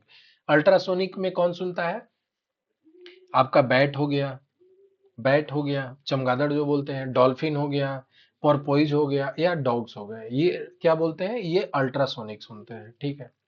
जो कि 20 किलो हर्ट्ज से ज्यादा का साउंड सुनते हैं, ठीक है। बैट कैसे, आपने गांव में देखा होगा कि वो अंधेरे में रहते हैं, ठीक है। तो वो क्या होते हैं, बस ये क्या करते हैं, फ्रीक्वेंसी से वो चलते हैं, ठीक है। वो सर्टेन फ्रीक्वेंसी ओमिट करेंगे यहाँ पे, और यहाँ पे वो साउंड टकरा के आएगा, उस खुद को साउंड सुनते हैं और वहां से वो पता करते हैं कि अवे ऑब्स्टेकल जो है वो कितना दूर है, ठीक है। वो सेम कॉन्सेप्ट है, वो फ्रीक्वेंसी इमिट करते हैं, ठीक है। तो ये आपका 4 एग्जाम्पल ध्यान में रखना है, किसका हो गया, इंफ्रासोनिक का, और ये अल्ट्रासोनिक हो गया, और हम लोग का जो साउंड होता है उसका एकॉस्टिक हो गया। अब जो 20 किलो हर्ट्ज के आसपास जो साउंड होता है ये वाला, इसको क्या बोलते हैं, लो लो बेस नोट होता है, ठीक है। एनिमल एंड केमिस्ट्री, ये जो होता है 20 किलो हर्ट्ज से ऊपर वाला हो गया, ये वाला पार्ट हो गया। मेडिकल एंड डिस्ट्रक्टिव कितना हो गया, ये दो मेगा हर्ट्ज है। मेगा में कितना होता है, मेगा मतलब 10⁻6, किलो मतलब 10⁻3। आपको कभी भी ध्यान में रखना है, तो 2 मेगा हर्ट्ज दिया हुआ है, 2 × 10⁻6 हर्ट्ज, ठीक है। आपको ध्यान में रखना है, ठीक है। 200 मेगाहर्ट्ज है तो इसमें भी क्या करेंगे, 200 इंटू 10⁶ कर देंगे, ठीक है। तो ये आपको साउंड से रिलेटेड डिफरेंट डिफरेंट रेंज होते हैं, आपको बता दिया, आपको ध्यान में रखने हैं, ठीक है, पूछे जा सकते हैं एग्जाम में। अब एक दिया हुआ है ratio, object speed by speed of sound, इसी को क्या बोलते हैं कि मैक नंबर। एक हम लोग ने क्या किया कि मैक नंबर, एक नंबर जो कि ये नंबर जो होता है, एक हम लोग ने एक आर्बिट्रली डिफाइन किया है, जिसमें जो ऑब्जेक्ट का स्पीड होता है उसको हम लोग किससे डिवाइड करते हैं, स्पीड ऑफ साउंड से। जैसा कि अगर एग्जांपल ले लेते हैं, जैसा कि अगर देखिए अप्रोक्सीमेटली आपको जो स्पीड ऑफ साउंड होता है वो कहीं ना कहीं 344 होता है, 343 आपको कहीं कहीं मिल सकता है। कारण क्या है कि टेम्परेचर मॉइस्चर इस पे वेरी करता है, तो अप्रोक्सीमेटली इसी के रेंज में होगा। अगर एग्जाम में नहीं दिया हुआ है तो आप 344 ले लीजिएगा। अगर कहीं पर्टिकुलरली दिया हुआ है कि 343 है, then you don't have any option, you have to take only 343, ठीक है। तो अब देखते हैं मैक नंबर निकालना है। अब मैक नंबर हो गया, अगर ऑब्जेक्ट का स्पीड जो दिया हुआ है, ये आपका दिया हुआ है कितना, 200 दिया हुआ है, ठीक है। और जो ऑब्जेक्ट है, जो जैसे मान लिए कि जो ऑब्जेक्ट मतलब क्या हो गया, एरोप्लेन है, वो ट्रेवल कर रहा है 200 मीटर पर सेकेंड, और जो स्पीड ऑफ साउंड कितना होता है, ये आपका हो जाता है 343, यहाँ के लिए जूम कर लेते हैं। तो यहाँ पे आप क्या देख रहे होंगे, वैल्यू कितना आ रहा है, वैल्यू आ रहा है कम। एक बार मैं कैलकुलेट कर लेता हूँ, 200 डिवाइडेड बाई 343, तो आपको मैं बता पाऊंगा exact value. Let me just do that, 200 divided by 343, तो ये आपका वैल्यू कितना आ रहा है, 0.583 मान लेते हैं, ठीक है, 0.583। अब ये जो साउंड है ये क्या है, वन से कम है, तो मैं, अब जब वन से क्या होता है, वन से ऊपर आएगा तो इसको क्या बोलेंगे, सुपरसोनिक साउंड। वन, अब मैक नंबर जब 0.5 से ऊपर होता है क्या बोलते हैं, हाइपरसोनिक हो गया। तो आपने सुना होगा हाइपरसोनिक जेट या सुपरसोनिक होता है, तो ये इसी और अगर मैक नंबर 1 हो गया तो क्या हो गया, ट्रांससोनिक हो गया। और अगर सब सोनिक हो गया तो क्या हो गया, वन से वैल्यू कम हो गया। तो वन से वैल्यू कम हो गया, 0.583 कितना हो गया, वन से कम हो गया, तो ये क्या बोलेंगे, सबसोनिक हो गया। ट्रांससोनिक, अगर वन आ गया वैल्यू कि स्पीड ऑफ साउंड से ही वो ट्रेवल कर रहा है, तो क्या हो गया, ट्रांससोनिक। सुपरसोनिक क्या होता है, एक से ऊपर होता है। और अगर हाइपरसोनिक आपको पता करना है तो क्या होना चाहिए, 5 से ज्यादा होना चाहिए, ठीक है। अगर रेशियो, अगर जो हो रहा है मैक नंबर का, आपको एग्जाम में पूछ देगा कि मैक नंबर अगर 5 से ऊपर है तो ये क्या है, कौन सी साउंड है, हाइपरसोनिक साउंड है, सुपरसोनिक साउंड है, ट्रांससोनिक साउंड है, सबसोनिक साउंड है, तो आप क्या बोलेंगे, हाइपरसोनिक साउंड है, ठीक है। सुपर मतलब ज्यादा, वन से ऊपर है तो क्या है, सुपरसोनिक। 5 से ऊपर है तो हाइपरसोनिक, हाइपर मतलब उससे भी ज्यादा। और सबसोनिक मतलब कि जो मेरा वो जो रेशियो है 1 से कम है, तो ये हो गया आपका सबसोनिक। इसी चीज को आपको ध्यान रखना है एग्जाम में, ठीक है। आई होप चारों कॉन्सेप्ट समझ में आया होगा, सबसोनिक, ट्रांससोनिक, सुपरसोनिक और हाइपरसोनिक, ठीक है। 5 से ऊपर हो गया तो हाइपरसोनिक, ठीक है। आई होप सबको समझ में आएगा। आगे बढ़ते हैं, अब कुछ एप्लीकेशन सुन लेते हैं, समझ लेते हैं कि एप्लीकेशन ऑफ अल्ट्रासाउंड क्या होगी। एप्लीकेशन ऑफ अल्ट्रासाउंड में क्या होता है उसको थोड़ा समझ लेते हैं। जैसे अल्ट्रासाउंड आर हाई फ्रीक्वेंसी, उसका जो फ्रीक्वेंसी क्या होता है, बहुत ही ज्यादा हाई होता है। Ultrasound are able to travel along the well defined path even in the presence of obstacle, ठीक है। अगर क्या होता है कि वो कोई भी अगर ऑब्स्टेकल आ गया, इसके अंदर भी पेनिट्रेट कर सकते हैं, ट्रेवल कर सकते हैं, ठीक है। तो जब अल्ट्रासाउंड होता है उस समय, तो अल्ट्रासाउंड कब जब होता है तो क्या होता है, कभी भी पेट का ऐसे अल्ट्रासाउंड होता है तो अंदर में क्या चल रहा है उसको समझने के लिए डॉक्टर यूज करते हैं। तो ये जब यहाँ पे हम अल्ट्रासाउंड करते हैं तो जो वेव है वो अंदर ट्रेवल करता है और इस चीज को फिगर आउट कर लेता है, ठीक है, कि अंदर में चीजें कैसी हैं, ठीक है। तो ये अल्ट्रासाउंड में कौन सा यूज होता है, अल्ट्रासाउंड जो है हाई फ्रीक्वेंसी यूज होता है।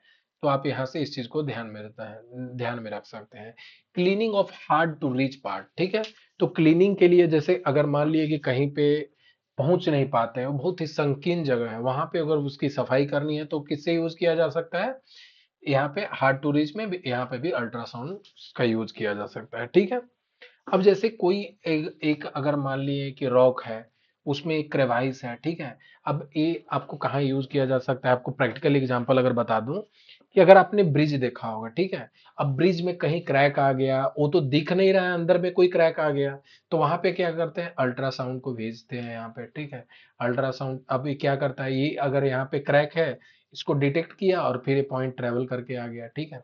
जैसे आपको मैं एग्जांपल बता रहा हूँ, आपको क्या होता है, अल्ट्रासाउंड यहाँ से हाई फ्रीक्वेंसी मैंने छोड़ा, यहाँ पे एक डिटेक्टर लगा देंगे दूसरे साइड में। अगर वो पॉइंट डिटेक्टर डिटेक्ट कर लिया, मतलब कि सही है, साउंड ट्रेवल कर रहा है, जो फ्रीक्वेंसी है वो यहाँ से ट्रेवल किया और यहाँ पे आ गया। और जहाँ पे डिफेक्ट होता है वो क्या होता है, वहां पे वो ब्रेक होगा और यहाँ से फ्रीक्वेंसी वो जो इमिट किया जाता है वो लौट जाता है। तो जो लौट जाएगा वहां से, अब डिस्टेंस जो मैंने बताया था कि क्या करेंगे, स्पीड इनटू टाइम वाला करके कॉन्सेप्ट की कितना डिस्टेंस है वो निकाल लेंगे कि कितना दूरी पे क्रैक है। और वहां पे अगर कोई भी डायग्नोज किया जा रहा है, अगर जैसे सिविल इंजीनियर लोग होते हैं यहाँ पे, फिर उसको डायग्नोज करना है वो कर लेते हैं, ठीक है।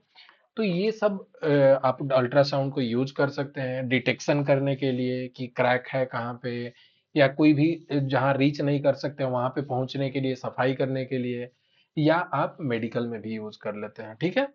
आई आई होप सबको समझ में ये चीजें आई होंगी। एक आप सोनार का एग्जांपल आपने सुना होगा again, sound navigation and ranging, इसी को क्या बोलते हैं, सोनार। सोनार का फुल फॉर्म क्या हो गया, साउंड नेविगेशन एंड रेंजिंग, आपको ध्यान में रखना है, ठीक है। अब जैसे ये बोट हो गया, ठीक है। तो बोट में क्या होता है कि बोट से आपको पता करना है कि बोट में क्या होता है कि रिवर बेड आपको अगर पता करना है कि कितना नीचे है, तो क्या करेंगे, यहाँ पे भी फ्रीक्वेंसी इमिट करते हैं। अब मैंने फ्रीक्वेंसी इमिट किया, यहाँ पे टकराया और फिर उसके बाद लौट करके आ गया, ठीक है। अब आपको कॉन्सेप्ट निकालने का ऑलरेडी बता चुका हूँ कि जिस अब मैंने वी यहाँ पता था, ठीक है। वी इंटू टाइम, कितना टाइम में लौट करके आ गया, ठीक है। और ये इससे क्या पता चल जाएगा, डिस्टेंस। अभी टोटल डिस्टेंस पता चल गया ना, जाने और आने दोनों का, तो इसको क्या कर देंगे, v into T by two कर देंगे। तो ये आपको मैंने ऑलरेडी कॉन्सेप्ट बता चुका हूँ कि कैसे निकालेंगे, क्योंकि इससे रिलेटेड न्यूमेरिकल आने वाले हैं।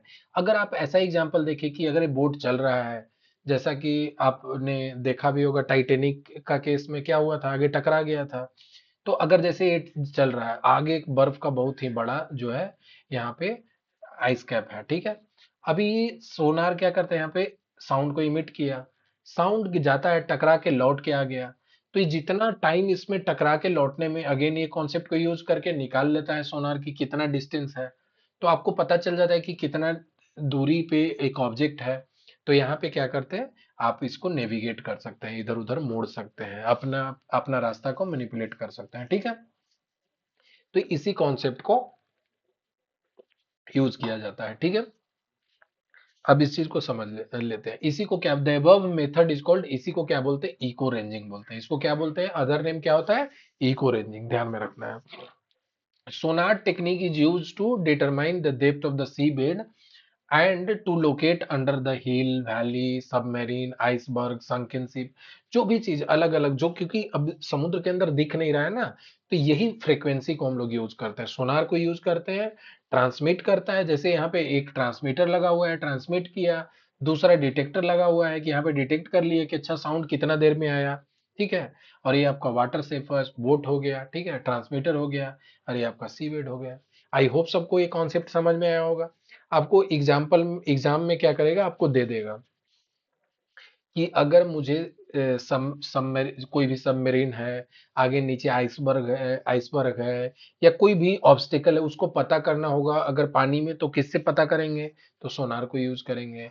या आपको पूछ सकता है कि शिप में जो नेविगेशन के लिए यूज किया जाता है, या सीबेड को डिस्टेंस पता करने के लिए कितना नीचे मेरा सीबेड है, जो तो वो निकालने के लिए किससे पता चलेगा, सोनार से पता चलता है, ठीक है। आई होप सबको ये चीज समझ में आया होगा। आपका बैट का ऑलरेडी बता चुका हूँ। बैट क्या करता है, अब जैसे बैट है, तो बैट ने क्या किया, यहाँ पे फ्रीक्वेंसी इमिट किया, ठीक है। फ्रीक्वेंसी इमिट किया। अब जब इसने एक बार फ्रीक्वेंसी को इमिट किया, तो ये फ्रीक्वेंसी यहाँ गया, और सामने एक बी जो था, जो मधुमक्खी था यहाँ पे था, ठीक है। तो ये फ्रीक्वेंसी जो गया यहाँ से टकरा करके लौटा। अब ये फ्रीक्वेंसी के बेसिस पे क्या करता है, ये बैट जो है जज कर लेता है कि कितना दूर मेरा यहाँ पे जो इसका जो प्रे है, इसको प्रे बोलते हैं ना, तो ये जो उसका प्रे है, उसका जो खाना है वो कितना दूर है, ठीक है। तो इसी से वो क्या करता है, हंटिंग करता है, ठीक है। तो ये फ्रीक्वेंसी एमिट किया और उसके बाद यहाँ पे फिर से खुद को सुन लेता है और यहाँ से इसके पास सेंसर जो भी है डिस्टेंस निकाल लेता है।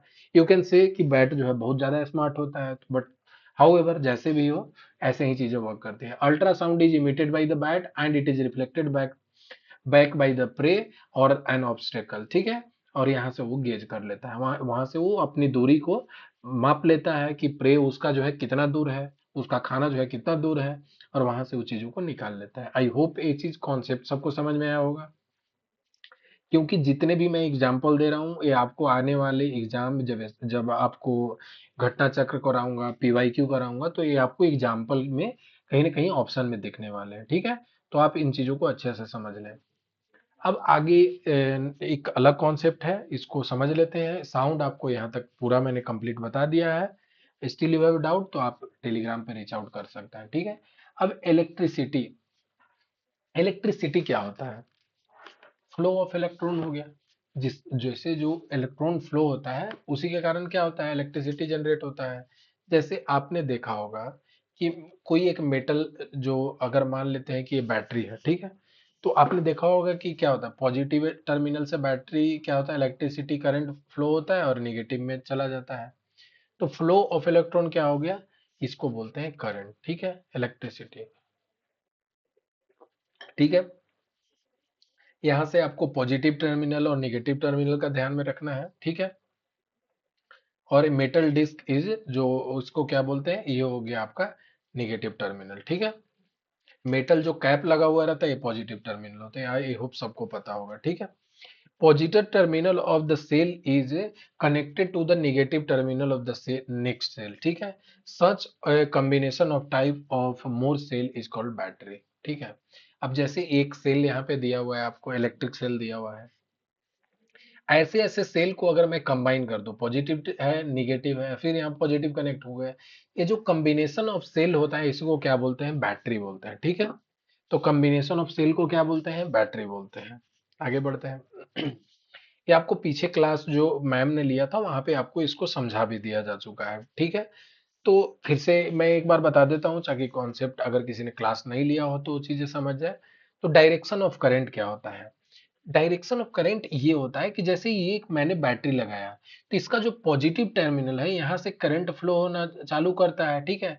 अब करंट फ्लो होके यहाँ गया, ठीक है। अब यहाँ जैसे बल्ब हो गया, ठीक है, तो ये बल्ब जल रहा है, और फिर ये क्या होता है, बल्ब का दूसरा हिस्सा जो होता है निगेटिव टर्मिनल से कनेक्टेड होता है। जैसे कोई बैटरी हो गया, बैटरी से दो वायर निकलते हैं, आपने देखा होगा।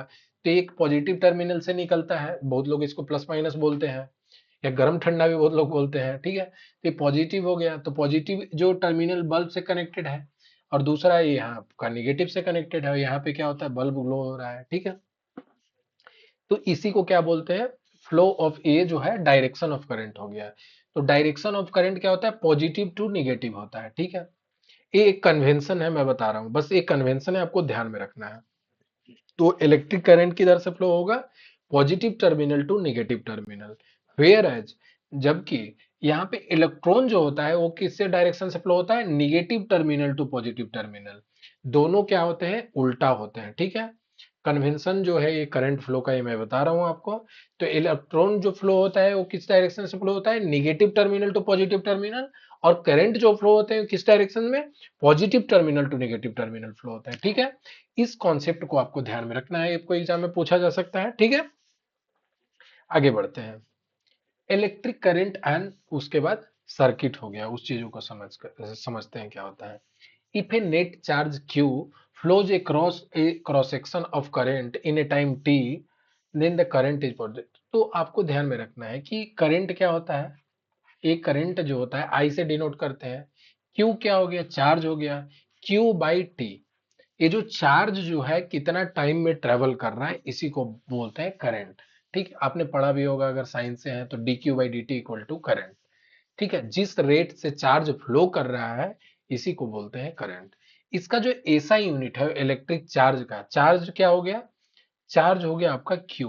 तो इसका जो यूनिट है क्या होता है, कुलम होता है, जिसको सी से डिनोट करते हैं। ठीक है, आपको सब हाईलाइट करके दिया हुआ है। ठीक है, आपको पीडीएफ या टेलीग्राम पे मिल जाएगा। ठीक है, और electric current is express by unit, इसको किससे डिनोट करते हैं, एम्पियर से डिनोट करते हैं। ठीक है, तो अगर आपको इसका अगर इलेक्ट्रिक करंट का अगर यूनिट देखना होगा, क्या हो गया, एम्पियर हो जाएगा। और क्यू किसका हो गया, चार्ज का, तो इसको कुलम से बोलते हैं। और टी होता है क्या, सेकेंड होता है। ठीक है, आपको मैं बेसिक यूनिट सब बता चुका हूँ। तो करंट को क्या लिख सकते हैं, यहाँ पे कुलम पर सेकंड भी लिख सकते हैं, जो आपको यहाँ पे लिया लिखा हुआ है। ठीक है, तो कुलम पर सेकंड को क्या होता है, coulomb per second equal to, इसी को एम्पियर बोलते हैं। ठीक है, आई होप सबको समझ में आया होगा। तो करंट आपको क्या होता है, I equal to Q by T. ठीक है, नेट चार्ज जो फ्लो हो रहा है जितना टाइम में, उसी को बोलते हैं करंट। ठीक है, आगे बढ़ते हैं। अब जैसे एक कुलम्ब दिया हुआ है, एक कुलम्ब में कितने इलेक्ट्रॉन होते हैं। ठीक है, जैसे चार्ज हो गया, तो चार्ज का यूनिट का मैंने, चार्ज क्या हो गया, इसी को बोलते हैं ना, चार्ज का एक क्यू हो गया। तो इसका यूनिट, बेसिक यूनिट मैंने क्या बताया, कुलम। तो यही अब बोल रहा है कि अगर मैं बोलूं कि एक कुलम चार्ज है, तो एक कुलम चार्ज में कितने इलेक्ट्रॉन है, तो 6.28 into 10 to the power 18 electron है। ठीक है, तो अगर मुझसे कोई पूछते कि एक इलेक्ट्रॉन पे कितने चार्ज है, यूनिटरी मेथड पता होगा आपको, कि एक कूलम पे कितने चार्ज है, 6.2 into 10 to the power 18 electron. तो एक इलेक्ट्रॉन में कितने चार्ज होंगे, तो वन जब निकालना होगा तो क्या करेंगे, वन इलेक्ट्रॉन बराबर क्या कर देंगे, यहाँ पे एक coulomb divided by 6.28 into 10 to the power 18। ठीक है, तो एक इलेक्ट्रॉन में कितने कूलम हो जाएंगे, इतने कूलम हो जाएंगे। ठीक है, आप इसको जब वैल्यू को कैलकुलेट करिएगा, आप एक बार कैलकुलेटर से खुद को कैलकुलेट करके इस नंबर को आप देखिएगा, तो ये वैल्यू आ जाएगा 1.6 इंटू 10 to the power -19। तो एक इलेक्ट्रॉन में कितना कूलम होता है, 1.6 इंटू 10 to the power -19। और एक कूलम, आप कोई भी दोनों आपको ध्यान में रख सकते हैं, एक क्योंकि एग्जाम में पूछा जाता है। ये आपको खुद से एक होमवर्क है, जो इसको आप डिवाइड करके देखिएगा, आपको वैल्यू सेम ही आएगा। ठीक है, तो एक कूलम में कितना इलेक्ट्रॉन हो गया, 6.28 इंटू 10 to the power 18 हो गया। सॉरी। ठीक है, अब आपको समझ में आया होगा। करंट को मेजर किससे करते हैं, तो करंट को जब भी मेजर करते हैं तो किससे मेजर करते हैं, उसको सॉरी, एम्पियर से करते हैं। ठीक है, एम्पियर उसका यूनिट होता है। और जो मेजर करने का डिवाइस, उसको क्या बोलते हैं, एमीटर से मेजर करते हैं। तो ये आपको एमीटर का फिगर मैंने लगा दिया है यहाँ पे, तो आप देख सकते हैं पिक्चर में एमीटर है। अमीटर क्या मेजर करता है, इलेक्ट्रिक करंट मेजर होता है। अमीटर कनेक्टेड किस में होता है, सीरीज में कनेक्टेड होता है। जैसे मैं एक एग्जांपल आपको यहाँ पे दिखा देता हूँ। सॉरी, ये आपको हो गया यहाँ पे पॉजिटिव टर्मिनल, यहाँ पे मैंने एक यहाँ पे बल्ब लगा दिया। ठीक है, ये बल्ब हो गया आपका, और ये आपका हो गया निगेटिव टर्मिनल।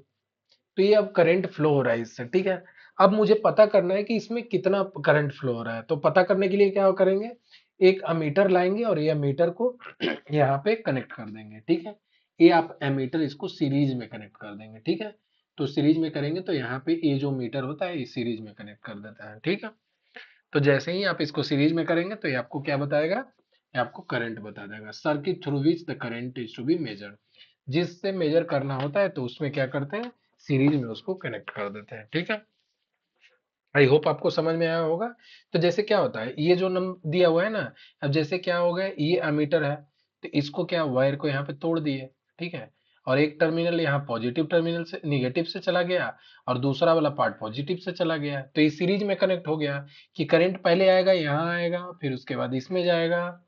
ठीक है ना, फिर इससे के थ्रू यहाँ लौटेगा और फिर इसमें फ्लो होगा।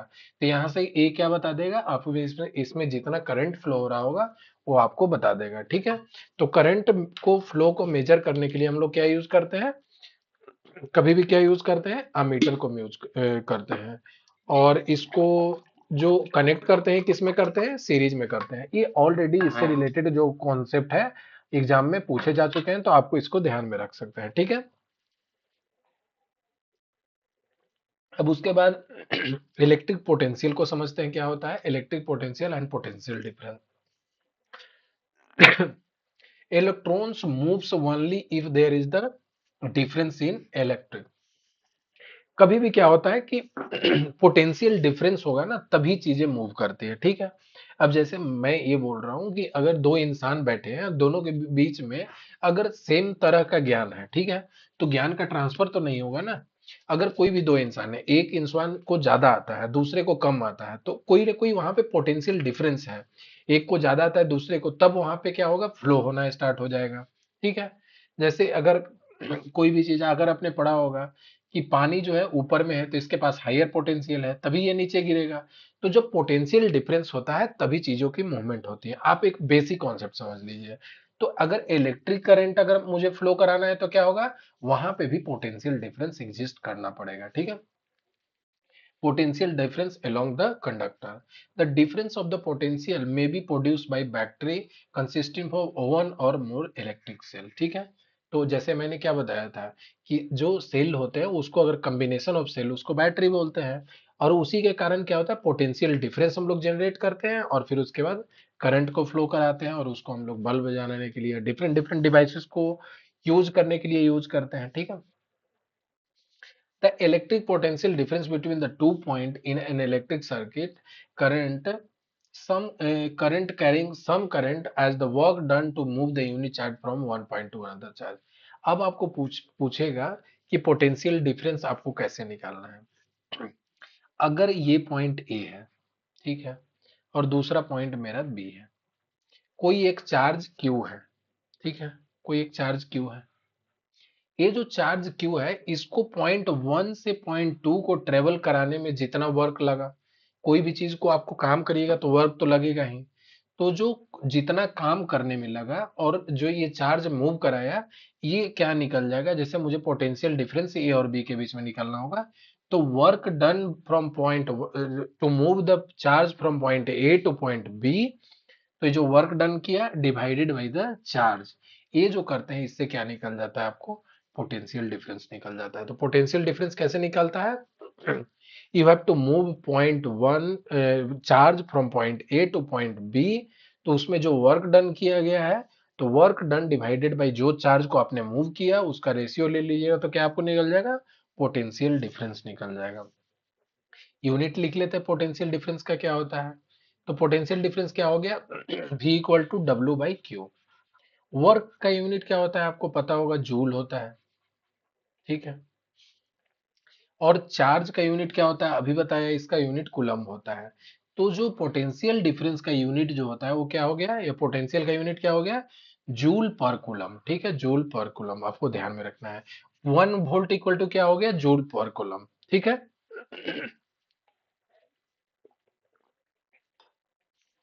तो जैसे मैंने करंट को मेजर करने के लिए क्या यूज किया था, वहां पे यूज किया था अमीटर को।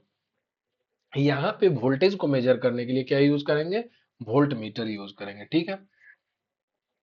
बट अमीटर क्या कनेक्टेड थे, सीरीज में कनेक्टेड था।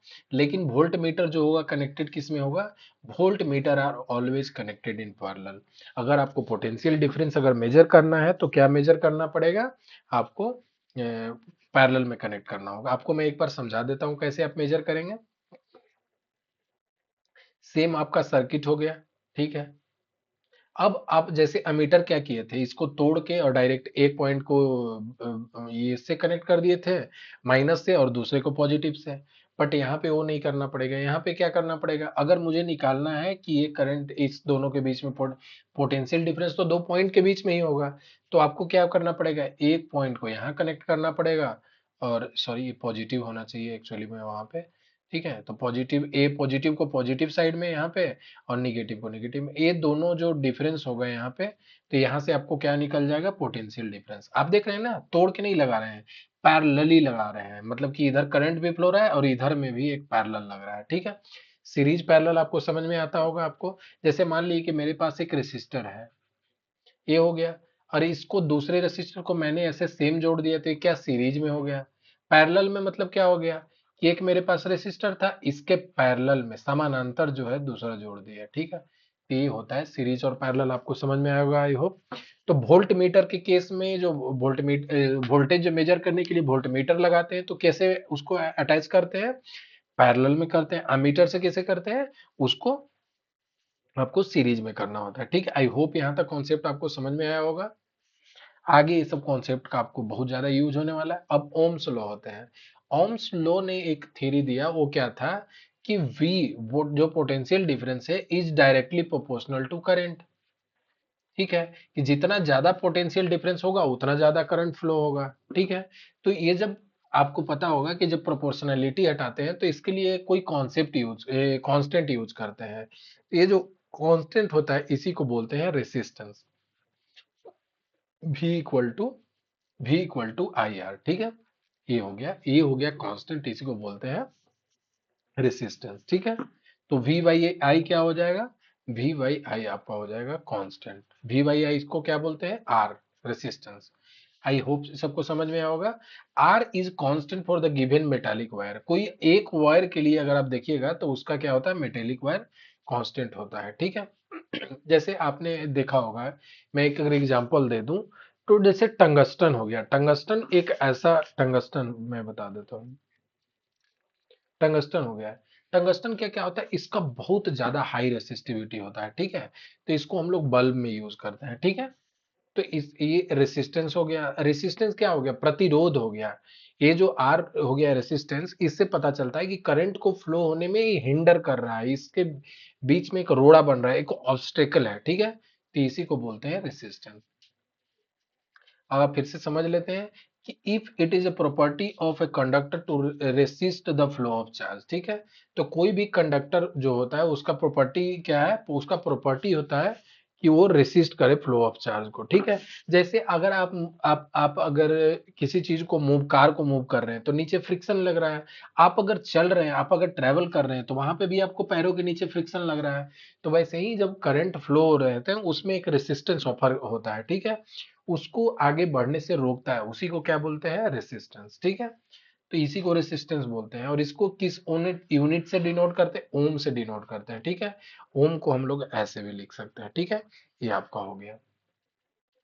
Potential difference V across the end of the given metallic wire is the electric circuit is directly proportional to the, ये जो मैंने आपको बताया इसी चीज को लिखा हुआ है कि V is directly proportional to I, और जब उसको रिप्लेस करेंगे कांस्टेंट से तो उस कांस्टेंट को R बोलते हैं, तो V equal to I are.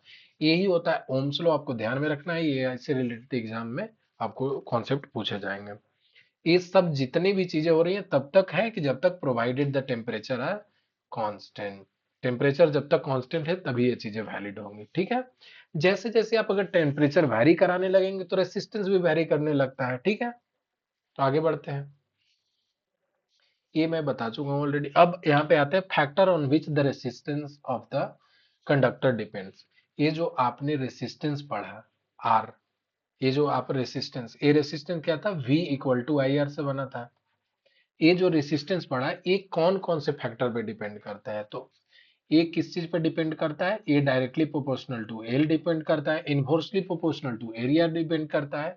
और इसको जब रिप्लेस करते हैं आर को, तो यहाँ से एक जो है कांस्टेंट से रिप्लेस कर देते हैं, रो एल बाई ए। इससे रिलेटेड जो कॉन्सेप्ट है आपको एग्जाम में पूछे जाएगा। आपको पूछेगा कि अगर मैं लेंथ को, अगर हमारे हमारे पास अगर एक वायर है उसका लेंथ एल है, अगर मैं उसका लेंथ को 12 कर दिया तो क्या होगा, रेसिस्टेंस क्या हो जाएगा बताइए, क्योंकि R directly proportional to L है तो क्या हो जाएगा, दो गुना हो जाएगा। ठीक है, जैसे आर डायरेक्टली प्रोपोर्शनल टू क्या है, एल है। ठीक है, तो मैं क्या लिखूंगा, R one directly proportional to L one, और R two directly proportional to क्या हो जाएगा, एल टू। तो यहां से हम जब एक के से रिप्लेस करेंगे तो क्या आ जाएगा, R one divided by R two equal to L one divided by L two. ठीक है, तो आप यूज करके निकाल लेंगे। ठीक है, तो यहाँ पे क्या दिया हुआ है, एल वन का लेंथ क्या, एल वन का लेंथ क्या दिया हुआ है, एल दिया हुआ है, और इसका लेंथ क्या दिया हुआ है, 2l दिया हुआ है। तो जब आर टू निकालिएगा तो आर टू क्या आ रहा है, 2r1 आ रहा है। ठीक है, तो लेंथ बढ़ा है तो उसका रेसिस्टेंस भी बढ़ गया।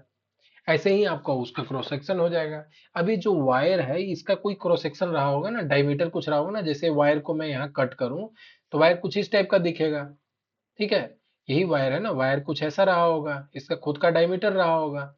तो ये डायमीटर पे डिपेंड करता है, तो एरिया पे डिपेंड करता है। तो एरिया क्या हो जाएगा, बोलिए, पाई आर स्क्वायर। एरिया आपका हो जाएगा पाई आर स्क्वायर। ठीक है, क्या pi D to the power pi D square by 4 भी लिख सकते हैं। तो ये डायमीटर के स्क्वायर के इनवर्सली प्रोपोर्शनल है। तो ये कॉन्सेप्ट को न्यूमेरिकल बनाने में हम लोग यूज करेंगे, ठीक है। अब जो मैंने ये बताया रो को, अभी मैंने बताया आपको ना कि जैसे R इक्वल टू क्या लिख सकते हैं, directly proportional to L, inversely proportional to area, और जो कांस्टेंट से रिप्लेस करते हैं इसको क्या बोलते हैं, इसको बोलते हैं रेसिस्टिविटी। ये हो गया रेसिस्टेंस और ये क्या हो गया, रेसिस्टिविटी, ठीक है। और ये किस पे डिपेंड करता है, मटेरियल ऑफ द कंडक्टर। ये केवल और केवल मटेरियल ऑफ कंडक्टर पे डिपेंड करता है, जो कि ये सब जितने भी कॉन्सेप्ट है मैंने यहाँ पे हाईलाइट करके दे दिए हैं आपको, ठीक है। अब जो रेसिस्टिविटी होती है इसका यूनिट क्या होता है, ये रेसिस्टिविटी का यूनिट क्या होता है, ओम, ठीक है। ये आपको दिया हुआ है यहाँ पे, ठीक है। अब आ जाते हैं कि characteristic of property of material, the metal and alloy have low resistivity, ठीक है। अब जैसे आपने देखा होगा कॉपर हो गया, तो कॉपर का लो रेसिस्टिविटी है, इसीलिए तो हम लोग यूज करते हैं अलग अलग डिवाइसेस में। अगर बहुत ज्यादा रेसिस्टिविटी होगी तो क्या होगा, करंट फ्लो ही नहीं कर पाएगा। तो जो मेटल और एलॉय होते हैं उनका इन जनरल जो होता है रेसिस्टिविटी क्या होता है, लो होता है, ठीक है। उसका रेंज क्या होता है, यहाँ रेंज भी आपको मैंने लिखा दिया है, 10⁻⁻8 ओम मीटर टू 10⁻⁻6 ओम मीटर। तो रेसिस्टिविटी का यूनिट क्या हो गया, ओम मीटर। रेसिस्टेंस का यूनिट क्या हो गया, ओम हो गया, ठीक है। आप इसको अगर समझना है तो मैं बोल दूं, रेसिस्टेंस का यूनिट क्या होता है, ओम होता है। आपको निकालना है, इसका यूनिट निकालना है, ठीक है। लेंथ का यूनिट क्या होता है, मीटर। इसका एरिया का यूनिट क्या होता है, metre square. Metre square cancel out हो गया है। तो रो का जो यूनिट बन रहा है वो क्या बन रहा है, ओम मीटर बन रहा है, ओम मीटर। कहीं कहीं एग्जाम में ये भी पूछा जा सकता है कि रो का जो यूनिट है वो क्या है, रो का ये क्या है, यूनिट है ओम मीटर, ठीक है। रो का यूनिट ओम मीटर है। आई होप सबको समझ में आया होगा। अब समझते हैं कि इंसुलेटर क्या होता है। Insulator like rubber glass resistivity in order to बहुत तरह से। अगर आपने देखा होगा कि वायर जो होता है, वायर में कहीं लाल कलर का की ब्लू कलर की कोटिंग होती है, ठीक है। वो रबर का मटेरियल होता है, उसका क्या होता है, रेसिस्टेंस बहुत ज्यादा होता है। जैसे अगर कॉपर से करंट फ्लो हो रहा है, अगर आप उसको टच कर लेंगे तो क्या होगा, इलेक्ट्रिक शॉक लगेगा। तो उससे प्रिवेंट करने के लिए क्या हम लोग लगाते हैं कि इंसुलेटर लगाते हैं। इंसुलेटर क्या हो गया, रबर हो गया, ग्लास हो गया, they have very high resistivity. कितना होता है, 10⁻12 टू 10⁻17 ओम मीटर, ठीक है। Both resistant and resistivity of material vary with temperature. जैसे जैसे टेम्परेचर वैरी करेगा तो आपको क्या होता है, रेसिस्टिविटी भी वैरी करते हैं, ठीक है। तो ये कॉन्सेप्ट आपको आई होप समझ में आया होगा। आगे बढ़ते हैं। यहाँ पे आप देख रहे होंगे कि तीन रेसिस्टर क्या है, सीरीज में लगे हुए हैं, ठीक है, तीनों रेसिस्टर। अब वोल्ट मीटर को कहाँ पे हम कनेक्ट किए हैं, इसके पैरेलल में किए हैं, ठीक है। तो वोल्ट मीटर आपको कभी भी पूछेगा कि अगर पोटेंशियल डिफरेंस निकालना है तो कैसे कनेक्ट करते हैं, पैरेलल में करते हैं, ठीक है। और एमीटर देखिए, इसको वायर को तोड़ा, एक साइड से नेगेटिव से कनेक्ट कर दिया, एक पॉजिटिव से। तो ये किस में कनेक्टेड है, सीरीज में कनेक्टेड। तो अमीटर जो करंट मेजर करने के लिए यूज होता है वो हमेशा सीरीज में कनेक्ट होता है, और वोल्ट मीटर हमेशा पैरेलल में कनेक्ट होता है, ठीक है। आई होप ये चीजें सबको समझ में आई होगी। करंट किस डायरेक्शन में फ्लो होता है, positive direction to negative direction, ठीक है। और करंट के उल्टा क्या होता है, इलेक्ट्रॉन फ्लो करता है, ठीक है, negative direction to positive direction. I hope सबको समझ में आया होगा। अब जैसे आपको कुछ कॉन्सेप्ट समझाता हूं कि अगर मुझे निकालना है, अगर एक रेसिस्टर दिया हुआ है 2 ओम का, दूसरा भी दिया हुआ है 3 ओम का, और तीसरा दिया हुआ है 4 ओम का। अगर मुझे इससे पूछ रहा है कि टोटल रेसिस्टेंस कितना है, तीनों जो है 2 ओम है, 3 ओम है और 4 ओम है। अगर ये सीरीज में कनेक्टेड होते हैं तो क्या करते हैं हम, डायरेक्ट निकालने के लिए आर इक्विवेलेंट जो निकलेगा, ये जो इक्विवेलेंट सीरीज निकलेगा आर इक्विवेलेंट, ये क्या कर देंगे, दोनों को तीनों को जोड़ देंगे, 2 + 3 + 4। तो ये क्या हो गया, 9 ओम। तो ये टोटल अगर मैं इसको रिप्लेस कर दूं एक से, तो ये 9 ओम का रेसिस्टेंस है, मैं रिप्लेस कर दूंगा, ठीक है। तो कभी भी सीरीज में अगर निकालना होगा तो इसका फॉर्मूला क्या होता है, आर इक्विवेलेंट अगर सीरीज में है तो क्या हो जाएगा, R1 + R2 + R3 प्लस जितने भी रहेंगे उनको हम सीरीज में जोड़ देंगे, ठीक है। अब कोई भी दो पैरेलल में है, दो रेसिस्टर समानांतर लगे हुए हैं, ठीक है। ये हो गया R1 और ये हो गया आपका R2, और ये कनेक्टेड है उधर से R1 और R2। अब मुझे इक्विवेलेंट रेसिस्टेंस अगर इसको ऐसे रिप्लेस करना है किसी एक से, तो क्या बोलूंगा, तो इसका सिंपल फॉर्मूला क्या करेंगे, 1/r equivalent equal to 1/r1 plus 1/r2। ठीक है, ये फॉर्मूला को आपको ध्यान में रखना है। अगर 3 है तो यहाँ पे 1/r3 कर देंगे, अगर 2 तक है तो बस यहाँ तक यूज करना है। ठीक है, तो ये आप ऐसे इसको यूज निकाल सकते हैं। अगर आपको मैं बोल दूं जैसे कि R1 इक्वल टू 2 है और R2 इक्वल टू 3 है, तो क्या करेंगे, 1/r इक्विवेलेंट आपको निकालना है, तो 1/2 प्लस 1/3 हो गया। आप यहाँ से एलसीएम ले लीजिए, कितना हो जाएगा, 3 + 2। तो 1/r इक्विवेलेंट कितना आ रहा है, 5/6 आ रहा है। तो आर इक्विवेलेंट कितना हो जाएगा, 6/5 हो जाएगा, 6/5 ओम। तो यहाँ से आप डायरेक्ट इसको 6/5 ओम लिख सकते हैं। तो ये भी आपको एग्जाम में बहुत जगह पूछा जाता है कि आपको सीरीज में दे देगा, पैरेलल में दे देगा, और उसको आपको कैलकुलेट करना पड़ता है। ठीक है, ये सेम देख रहे होंगे, यहाँ तीनों क्या है, पैरेलल में है। ठीक है, तो तीनों पैरेलल में, तो क्या करेंगे, 1/r equal to equivalent equal to 1/r1 plus 1/r2 plus 1/r3। Voltmeter देखिए, वोल्टेज निकालना है तो किससे, पैरेलल में कनेक्टेड है, और एमीटर किस में कनेक्टेड है, सीरीज में कनेक्टेड है। आई होप ये कॉन्सेप्ट सबको समझ में आया होगा। आगे बढ़ते हैं। एक हीटिंग इफेक्ट होता है। हीटिंग इफेक्ट कैसे निकालेंगे, आप देखे होंगे कि कोई वायर से अगर करंट फ्लो हो रहा है तो उसमें हीटिंग स्टार्ट हो जाता है। ठीक है, if electric circuit is purely resistive, then it is then that is a configuration of resistor only connected to a battery। ठीक है, तो जब अगर मान लिए कि कोई भी अगर एक बैटरी से हाईली रेसिस्टेंस वाला जो डिवाइस अगर कनेक्टेड है, तो वहां पे क्या होगा, वहां पे हीट इमिट करेगा। जैसे अगर आपने देखा होगा कि बल्ब जो होता है, बल्ब के थ्रू अगर करंट को फ्लो किया जाता है, तो ये जो मटेरियल होता है टंगस्टन का, ये काफी गर्म हो जाता है, वहां पे हीट भी जनरेट होता है। तो जब जब आपने पुराना वाला बल्ब देखा होगा जो 100 वाट का 150 वाट का आता था, तो उससे क्या होता था, हीट भी जनरेट होता था। ठीक है, तो ये हीट हमेशा यहाँ पे, कोई भी हायर रेसिस्टिविटी अगर कोई अगर आप डिवाइस यूज करते हैं तो वहां पे इलेक्ट्रिक लॉस होता है। ठीक है, तो वही हीट के फॉर्म में होता है। This is known as heating effect of electric current. ठीक है, तो ये हीटिंग इफेक्ट कहाँ यूज होता है, आप आयरन में देख सकते होंगे। आयरन में क्या लगा हुआ रहता है, जो आयरन रहता है उसमें क्या है, यहाँ पे एक रेसिस्टर लगा हुआ रहता है। ठीक है, तो ये रेसिस्टर हीट जनरेट करता है, और उससे फिर हीटिंग से आप कपड़े आयरन वगैरह कर सकते हैं। ठीक है, इलेक्ट्रिक आयरन एग्जांपल हो गया, या पानी गर्म करने के लिए जो हम लोग इलेक्ट्रिक हीटर यूज करते हैं। ठीक है, ये हो गया इलेक्ट्रिक हीटर का कॉन्सेप्ट। अब आपको पूछ देगा कहीं ना कहीं कि पावर क्या होता है। पावर निकालना है तो क्या होता है, फॉर्मूला V इंटू आई। V क्या हो गया, पोटेंशियल डिफरेंस। ठीक है, अब आप इसको डिफरेंट डिफरेंट फॉर्म में लिख सकते हैं। V इंटू आई लिख दिया, V इक्वल टू क्या लिख सकते हैं, आई आर लिख सकते हैं।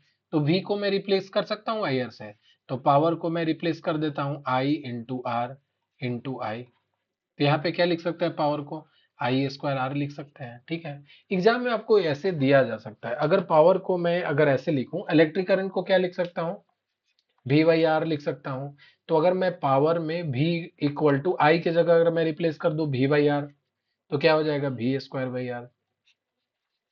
तो बस आपको एक ध्यान में रखना है कॉन्सेप्ट को।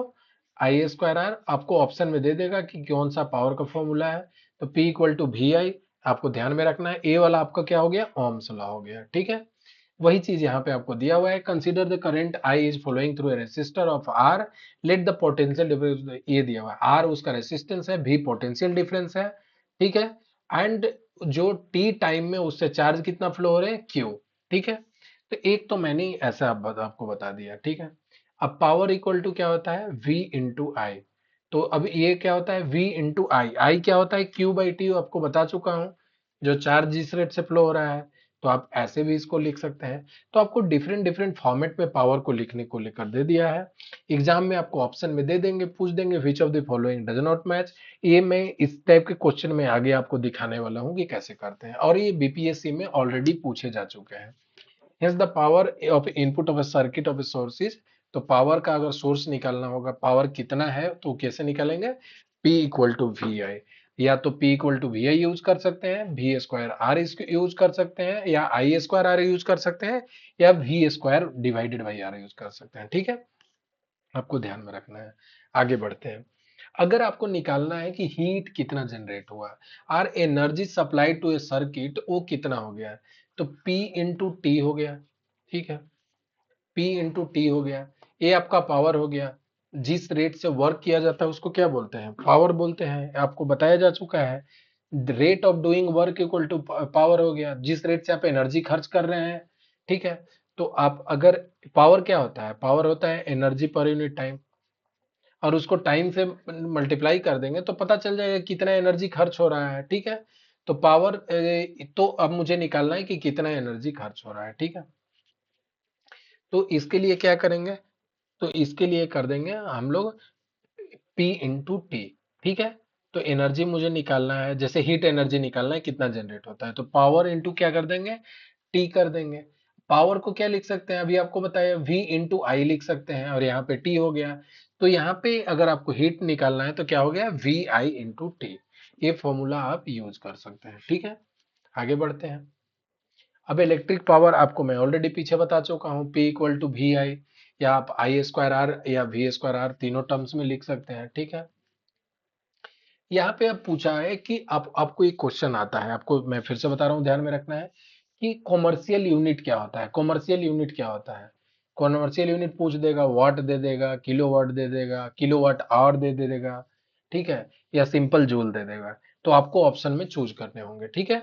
तो अब जैसे मुझे निकालना है कि, अब जैसे मैंने क्या बताया बताया कि कॉमर्शियल यूनिट क्या होता है? 1 किलो वाट आवर। तो ये किलो वाट आवर जो होता है कॉमर्शियल यूनिट होता है। आपको ध्यान में रखना होगा, क्योंकि ऑलरेडी ये बहुत सारे एग्जाम में पूछे जा चुके हैं। कॉमर्शियल यूनिट क्या होता है? किलो वाट आवर होता है, ठीक है।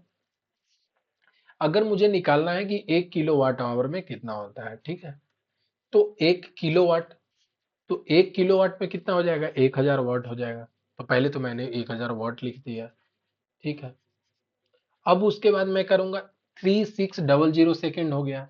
अब जैसे हो गया कि टाइम है, किलोवाट आवर, 1 आवर में कितना होता है? 1 आवर में 60 मिनट होता है, और 60 मिनट में कितना होता है, और 1 मिनट में कितना होता है? 60 सेकेंड होता है। तो टोटल 1 आवर में कितने हो गए? 3600 सेकेंड हो गए, ठीक है। तो यहां से जब आप सॉल्व करिएगा तो आपको क्या आ जाएगा?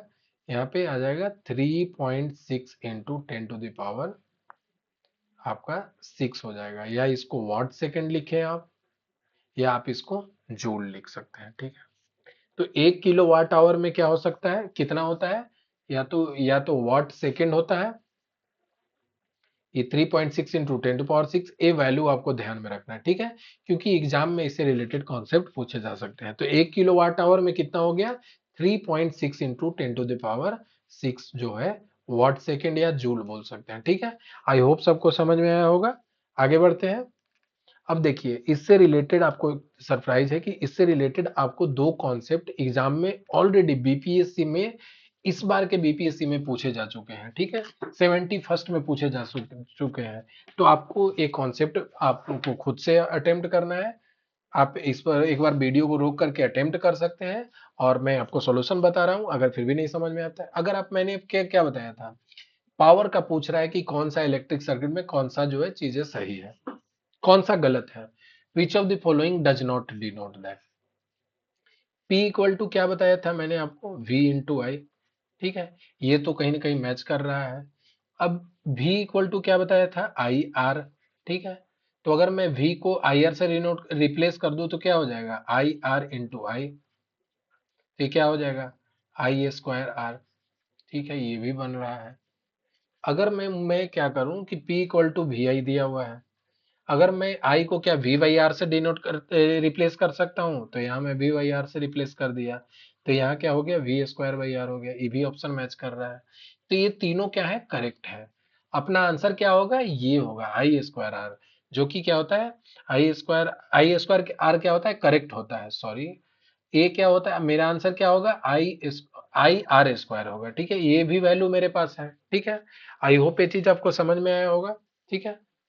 ये आपको, अगर मैं, सॉरी, ये आपको मैं दिखा दूं तो ये, थोड़ा यहाँ मैं एक बार बता देता हूँ।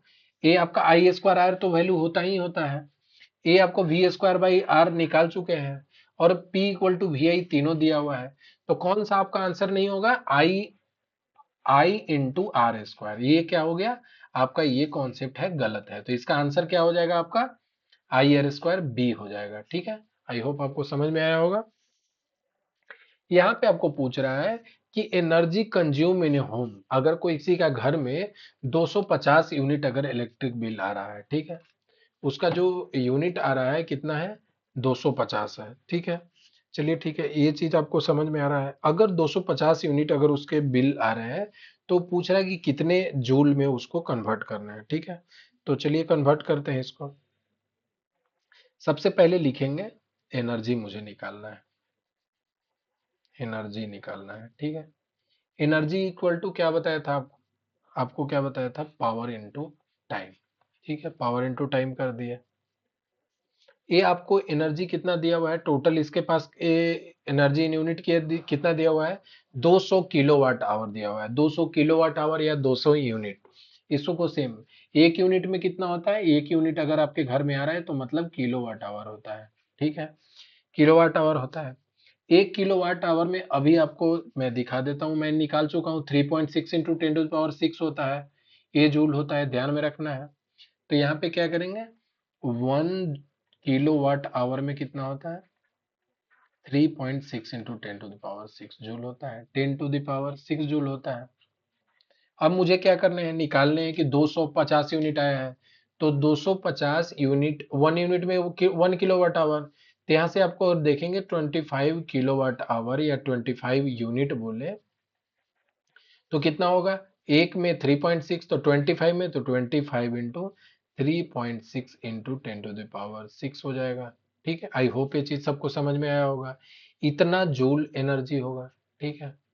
अब जब इसको आप मल्टीप्लाई करिएगा, तो आप मल्टीप्लाई करिएगा तो कितना वैल्यू पाइएगा यहाँ पे, 90 into 10 to the power 7 joule आएगा, ठीक है। आपको ये गुना कर देना है दोनों का, और ये 10 to the power 6 तो ये आएगा। तो आपको ऑप्शन क्या दिया हुआ है, 9 इंटू 10 to the power 8 लिख सकते हैं इसको, ये आपका आंसर आ गया, ठीक है। इतना जूल इसका आंसर हो गया, तो इतना जूल आपका एनर्जी हो गया। तो ये आपको जो चैप्टर है मैंने पूरे अच्छे से समझाने की कोशिश की है, और आपको जो बीपीएससी में इस बार जो क्वेश्चन आए थे मैंने दोनों आपको सॉल्व करा दिया है। Still you have left with any doubt, you can directly reach out to us with Telegram, ठीक है। और आप यूट्यूब के कमेंट सेक्शन में उसको मेंशन करें, और किसी भी तरह के डाउट है तो उसमें आपको झिझकना नहीं है रीच आउट करने में, इधर से आपको सॉल्यूशन प्रोवाइड किया जाएगा, ठीक है। टिल नाउ कीप लर्निंग, ठीक है। Thank you so much.